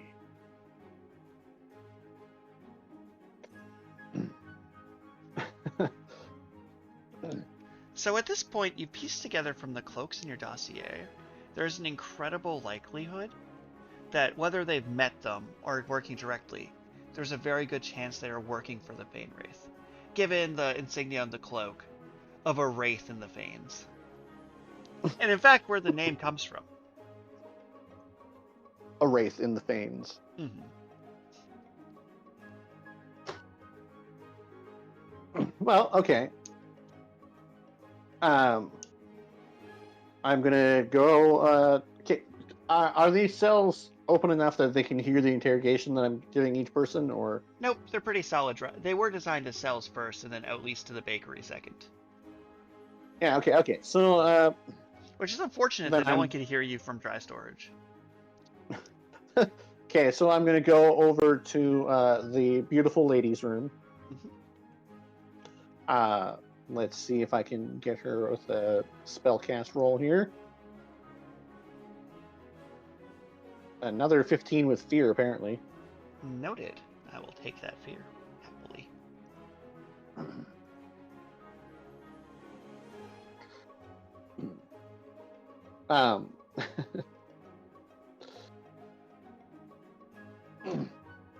You're quite the beautiful lady. I hear that Bobbert even has a thing for you. How do you feel about Bobbert? No. She just says no? Mm-hmm. Complete truth. She feels nothing for Bobbert. Nothing. Well, if you're not with that bum for the romance, and why are you even a part of this group? And just grimaces at you. Go ahead and roll presence. Roll presence. Presence. Ooh, 20, but with fear. I'm not with them for the group. I'm with them to get to the actual group and prove myself, but I was paired with these dunderheads. Just go to the board, read the coded message.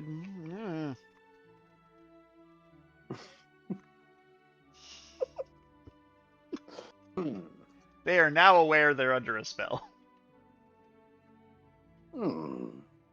Where is this board? Go ahead and roll whatever you would like to do to get them to talk, because they don't seem that talking at them is going to make them talk in this situation. You might have to bribe them, slap them, watch their micro gestures, change up the topic a bit. Or you could just try asking again, but the DC is higher than it was before, because they know they're under a truth spell. Right. No. Okay, so coded messages on the board. Well, surely someone as beautiful as you wouldn't need to prove yourself. You must have had a life of luxury before joining these dunderheads, as you say. Go ahead and roll presence with disadvantage. Presence with disadvantage. Uh-oh. That is a 10 with fear.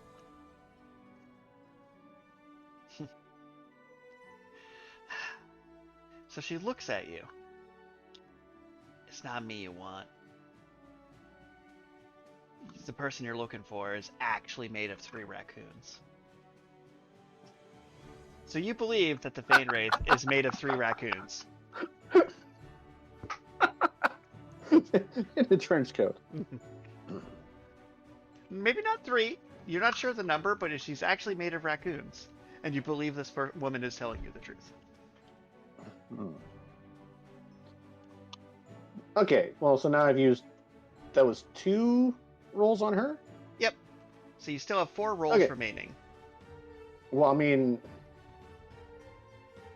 I feel like the ribbit is the most useless, but I'm gonna go for the human next. Get into my little spell casty roll, because apparently there's... it's not exactly a combat type ability, so there doesn't really seem to be any limits to my spell. Which is fair. If you get it Uh, wrong, I'm not going to let you recast it on them again and keep trying. right. But this time I managed to get a 21 with hope. That'll probably work. Probably. Feel pretty good about that. So as you go to sit down, you hear a little knock on the door. And Corporal Nira ducks inside with a tray of steaming scones and a pot of coffee. Scone? Offers you a scone. Yeah, I mean, I'll just take a scone. Excellent. Scone offers one to the prisoner. Prisoner just takes one. It's like their hands are chained to the table, but like if they pull one hand back, the other can go forward a bit. Yeah, okay. Like their hands are chained together and they go through a loop. Yes. Yeah, okay. Top up your coffee, freshen it up. Yes, thank you. All right, don't let me keep you guys. Have fun. And then she just walks out of the room.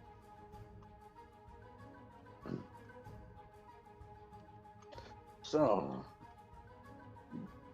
Bobbert says that you're the ringleader. And... That would be accurate.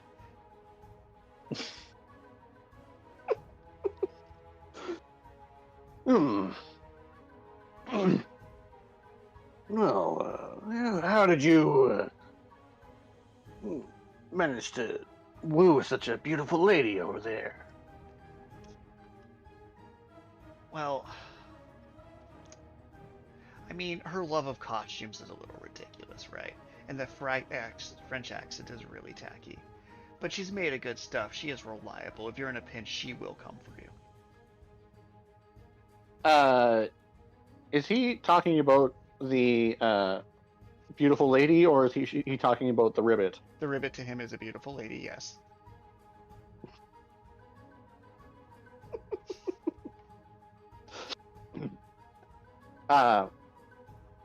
Since I have pieced this together, I can assume that Leroy has also pieced this together, or do I need to roll for that? Leroy has absolutely pieced this together. Yeah, okay. Yeah, but why are you guys walking around with such dead weight with the other two? We don't pick who we're assigned with, okay? And I'm pretty sure that the race was giving me a test to see if I could work with imbeciles, to make sure I would cool and wouldn't break under pressure. You do seem like a pretty cool dude. Thanks, appreciate it. Like, with all these like fascist bastards running around taking our town, takes a bite of the scone he's offered, a sip of his coffee, which has been pre-creamed and sugared. They're just monsters coming here and taking the place for themselves. Yeah, filling it with their stupid libraries and public housing. Just a way to keep the people down, man. We didn't vote for this. You understand? If the rich weren't taxed so heavily by these havens, then the poor would have more money and there'd be more jobs for people like me. I hear you.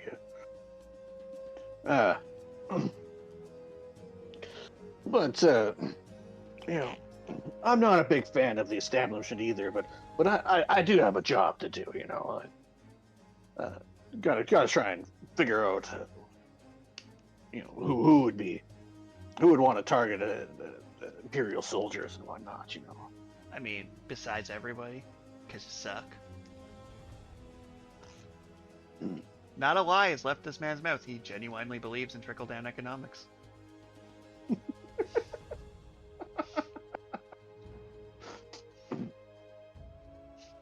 Well, see, the thing is, I'd really like to know where their message board is, or That's pretty clever, your missions. You know. Go ahead and roll a instinct roll for me, please. Instinct roll. 11 with hope. Okay. Alright, listen, so we communicate through coded messages on the job board open to any adventurer, just sitting up there right outside the guard station for people looking for work. And it's in a clever cipher that most people can't figure out, right? And like, the word is at the Spain Wraith.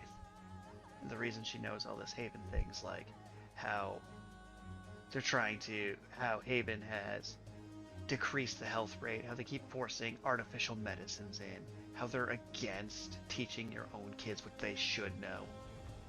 Yeah, it turns out that the Wraith is actually, this could blow your mind, Spymaster Krell's daughter. Ja ja ja.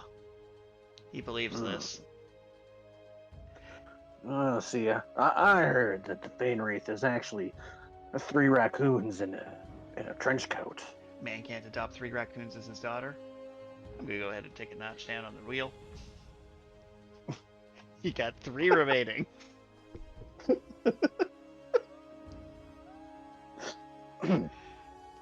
So not a biological daughter, huh? Oh man, love is love.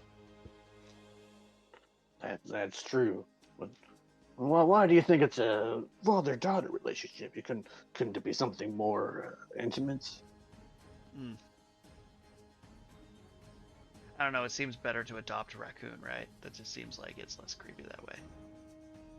Still, he genuinely believes this. So I've convinced him that the Wraith is 3 raccoons in a trench coat? He might have already believed it. It's hard to tell.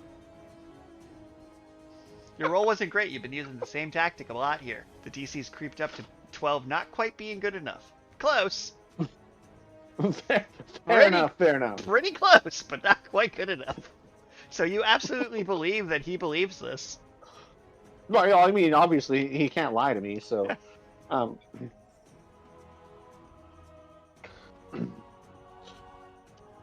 Well, I think you've been very helpful. And I'll make sure that Sorry, go ahead. Oh no, you go ahead first. You're about to do something good for me. I should not have talked. I really need to stop talking so much. I keep talking and life keeps getting worse.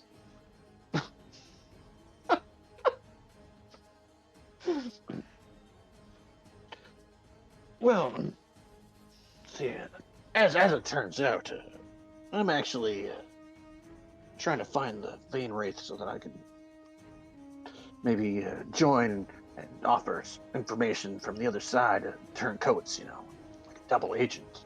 Go ahead and roll a finesse check for this one. A finesse check? Just for general double agentness. Oof, like, I am not a double agent. Do you not move like a double agent? What'd you get? That's 6 with hope. I mean, I'm sure we can find a use for anyone dedicated to the cause, brother. And you're down to 2 dice rolls remaining.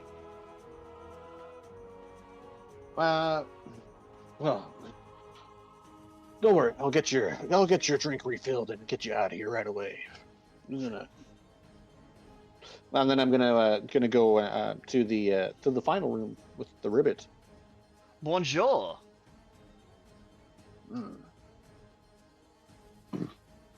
Well, hello to you too. Mon ami, what brings you to speak to me, such a majestic assassin? Well,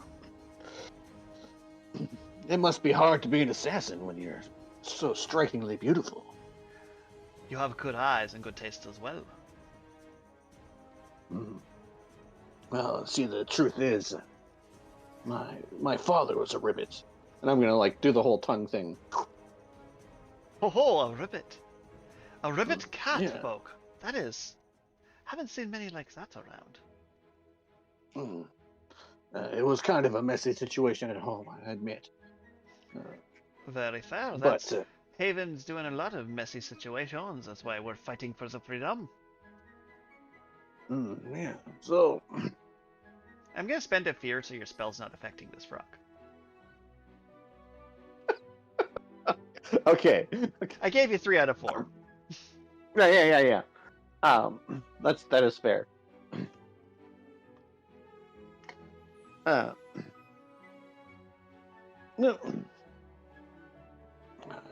I heard that the human guy, he's got a thing for you too.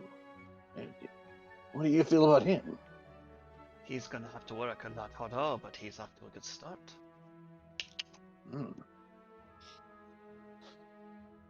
Well, wouldn't you rather just settle down with someone than fight this whole rebellion? Listen, friend.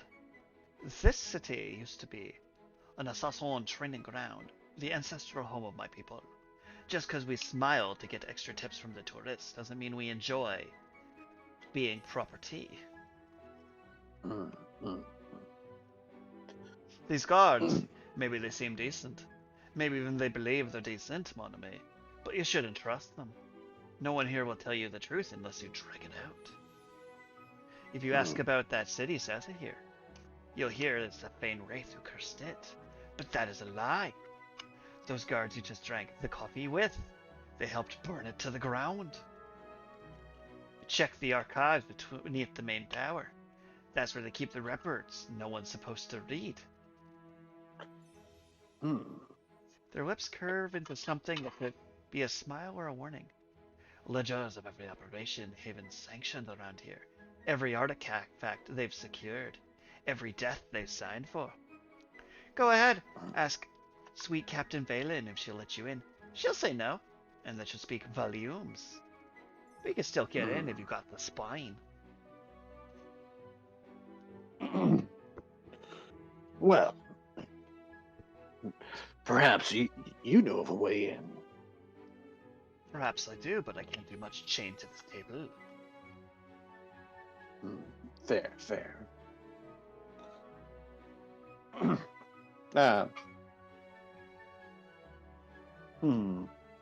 You have one notch left on your dice. I have one notch left.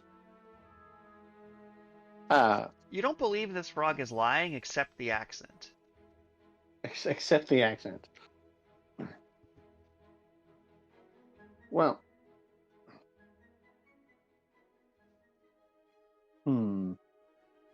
What would I want to... So... This, why would you want to serve a raccoon? 3 raccoons in a trench coat, though. That's what I don't get. Well, you see, the spirits in nature, the minor deities that empower this place. Haven is using them like fuel, eating them to feed their war machine. If the raccoons are the spirits, if the Fane Wraith is the nature itself fighting back, then I will fight for these raccoons. I will die for these raccoons. Because the more you mess with nature... Do you remember when the weeks were but a single day and night per day? Things have gotten messy. And sometimes you need an assassin's blade to clear it. And then, once Haven is left, the assassins who made this place home will return to it, and I will be welcome among them, a hero. Go ahead and roll instinct to see how much of this you believe. Instinct. Come on. A 10 with hope. You believe most of it. The part where he'll be welcomed to the Secret Order of Assassins when they come back because he's proven himself so awesome. Probably not. Probably not what's going to happen. The stuff about the guards being suspicious and a town to the south ceasing to exist on the map, that strikes you as a little more authentic. And the idea that underneath the central library, there could be something under this floating town that floats. That strikes you like you think about the geography and the layout of this city. Yeah, there could be something floating down under there. There's been a lot of wizards lying around, and you couldn't really figure out where they conjugate. And with that, the interrogation comes to an end. So we'll wrap up here because we got super engrossed in the roleplay, and we've hit like the hour 50 mark. That we have. So, as it stands right now, you're about 2/3 of the way through this adventure. Which means I can give some spoilers from when I ran this last weekend and ran it in the test group to see how things went different. Okay. So, thing the first. The interrogation, they had an actual French assassin frog interrogate the French assassin frog who folded immediately. Yeah, okay. And so the weekend group decided to break into 2 parties, one to go in the city proper, and one to dive under the city to see if something was hiding there. Completely, breaking my chain of events in half. Okay. So, they did go to the hotel. These thugs have never injured anybody. One brought the kid with them to play good cop, bad cop with. Mm-hmm. Another party, when they're interrogating, one was being a Haven official and one was being a Witherwild official, and they'd split between them and try and good cop, bad cop them back and forth, to the point where I gave the good players the good cop, bad cop experience, so they can now use that when they're a team. Because they have good cop, bad cop it down to an art form. Mm-hmm. But meta-wise, what do you think of me adding a mini-game for interrogating these people with... For the record, how it worked is each of those categories, facts, conjecture, and misinformation, I had tables to roll on. But depending on the roleplay went, I would just give you the information that was where the conversation would be going. Right. And the DC was like, it started at 15 for a reasonable approach, 20 for a stretch, and if you repeat it, it kind of ticked up a bit. Yeah, okay. And then the D8 was if a full party was playing this. I like the version of it where each party member's in a room with a different thug, and then each person gets 2 shots at them, because I think that'd be really funny. Mm-hmm. And everyone, 100% of people, because remember I'm rolling at a random table for the lore you get, have gotten the Maid of Raccoons. 100% of PCs believe the Fade Wraith is made of raccoons. And I am so happy. So here's some misinformation you didn't get. The sewing eye is a myth, something the government made up to control us. Mm-hmm. The Fane Wraith is the Emperor's third cousin. Okay. She keeps her toenails in a jar. Okay. And she can't cross running water. Huh. They can't cross running water as a fake rumor would mess with people so much. Because they're definitely. They're metagaming. They couldn't control it. They would not be able to control it, no.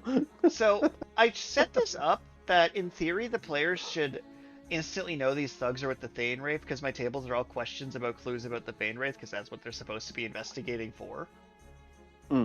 But like I found I needed to give it a bit of extra padding, so that's why I like ad-libbed the logos. Like, yeah, you just know this, because that's what you should be, what I've written the scenario to be about.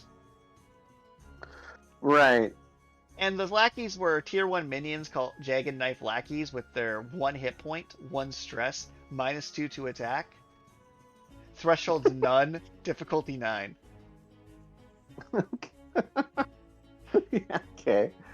And the bit being that after people fought Zombie City, I just got it to give people an easy fight that wasn't really a fight.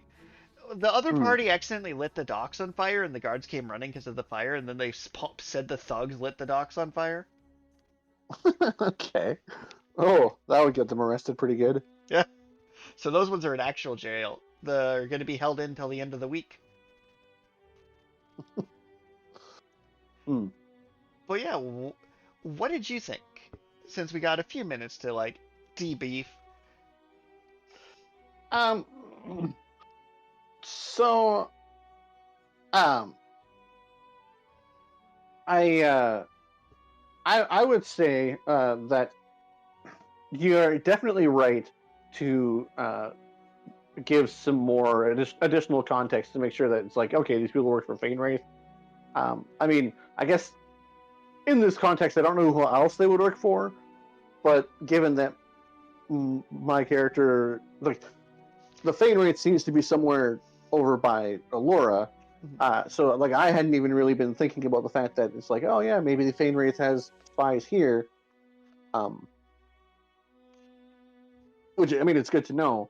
But, I mean, I tried to give you the hint at the start of go into the town, remember you're on the hunt for the Fane Wraith, was kind of like, kind of not railroad you, but give you the hint.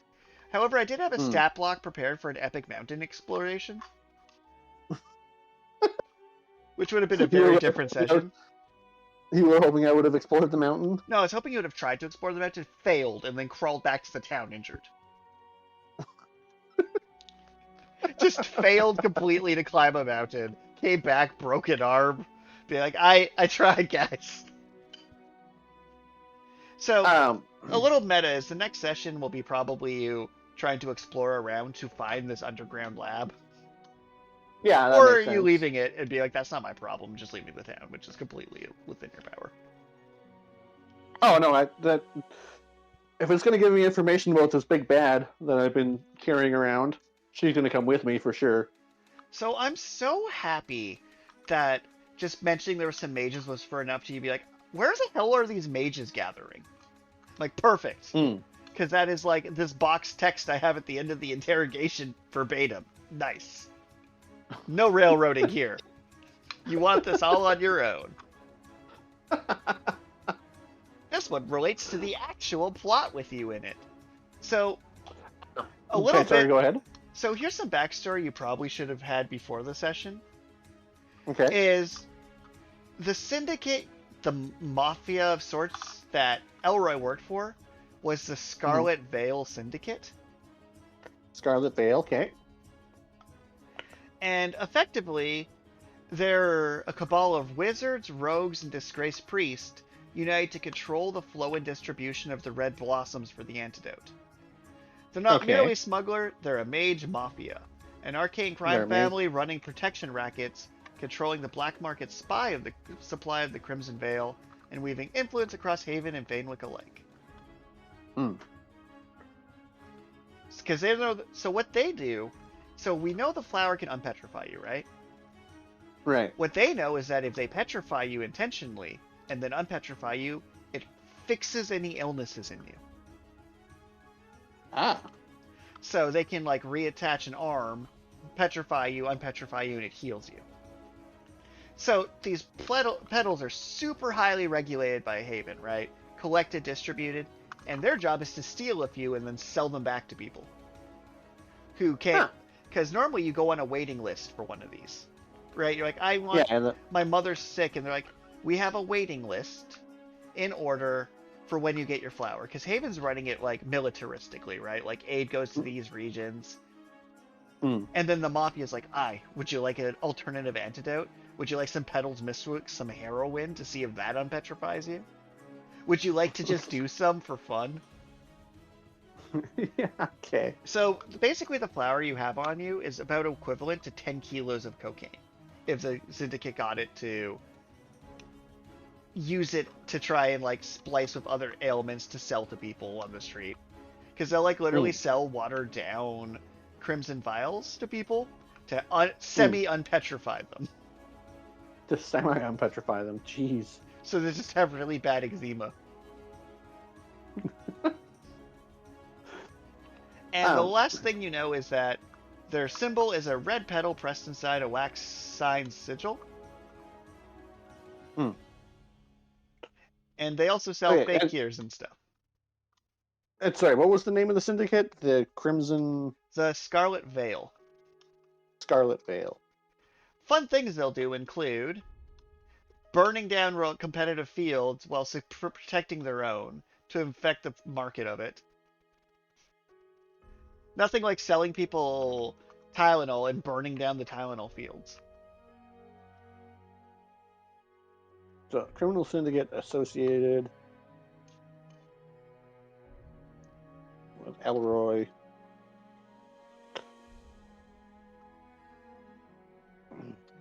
Uses the red flowers as drugs to depetrify people.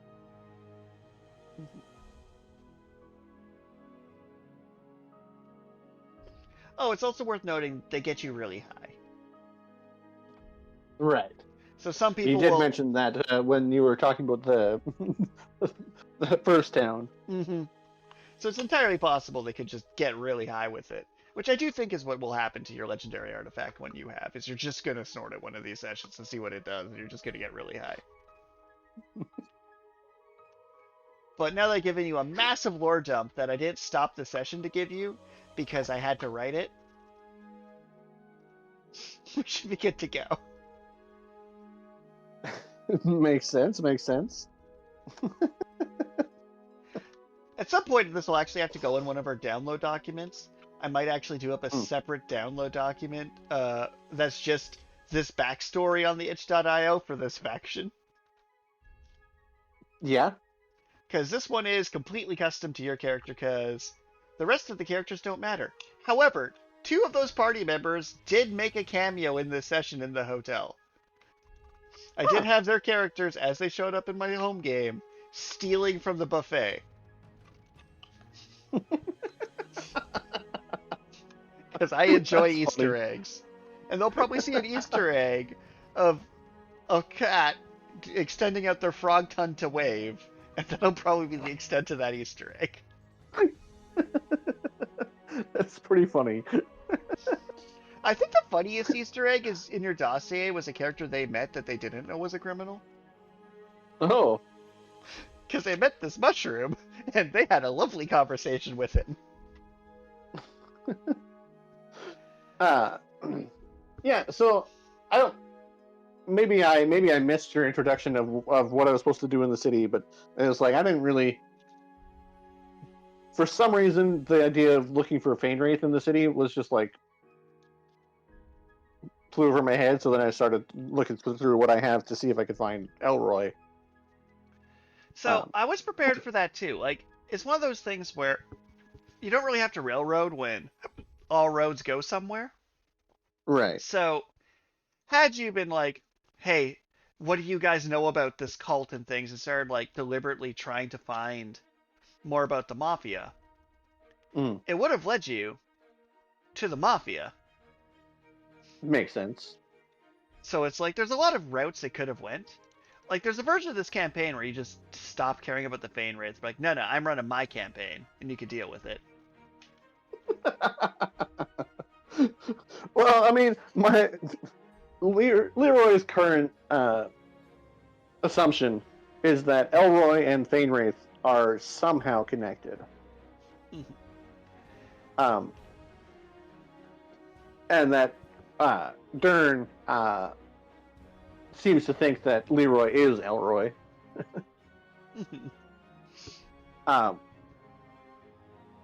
Which is kind of odd in and of itself. But in any event, I guess that's good when all roads lead somewhere, and then you just got to choose a road and go. Oh yeah, like I'm fully prepared. Like it's kind of like when you went through my dungeon backwards because you decided to break in, or my home group decided to split my session into 2 different adventures, and I'm like, okay, so their interrogation didn't lead them anywhere because the other people were already there. They're like, clearly there should be something secret hidden under this town. I'm like, okay, I guess I'm going to leave an outdoor exit so they can come in then.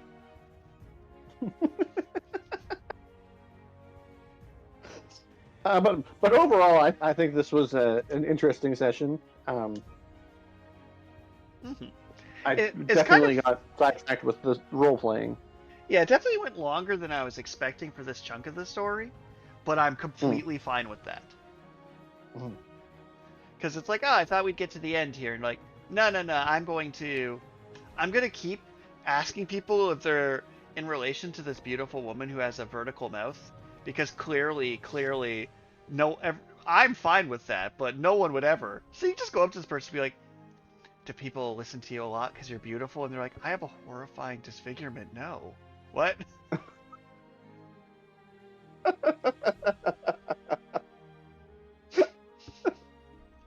What happens is we woke up one day, there was cloaks in our room, and there was a message on the board. I don't know these people. I hate these people.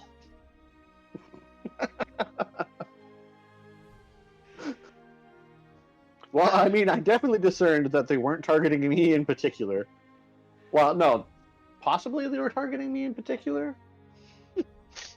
Yeah, you got a piece of information on that one. You're going to have to think about. They're targeting someone in your party, whatever that means. I mean, I still assume it was me, but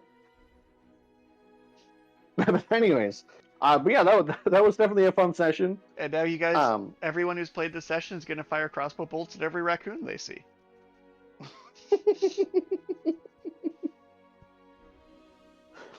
But do we do random questions with this, or do we have random questions? I think we just ramble and wrap up. I think I'm going to end with, and if you enjoyed this, check out Richard and Karl Play Daggerheart. Check out our long-running Deep Space and Dragons podcast, and the adventure we played this week is available on our itch.io. So click that enjoy it, and we cannot give away a human spleen as a prize. Yeah, sorry, you cannot have a spleen. Oh, you can have a spleen as long as it's your own, but I don't know if you can keep it in a jar. That might not be allowed either. I'm not sure. We are allowed to make like a plaster mold and make like a fake silicone spleen to send out. Ooh, Bye. yeah. Bye.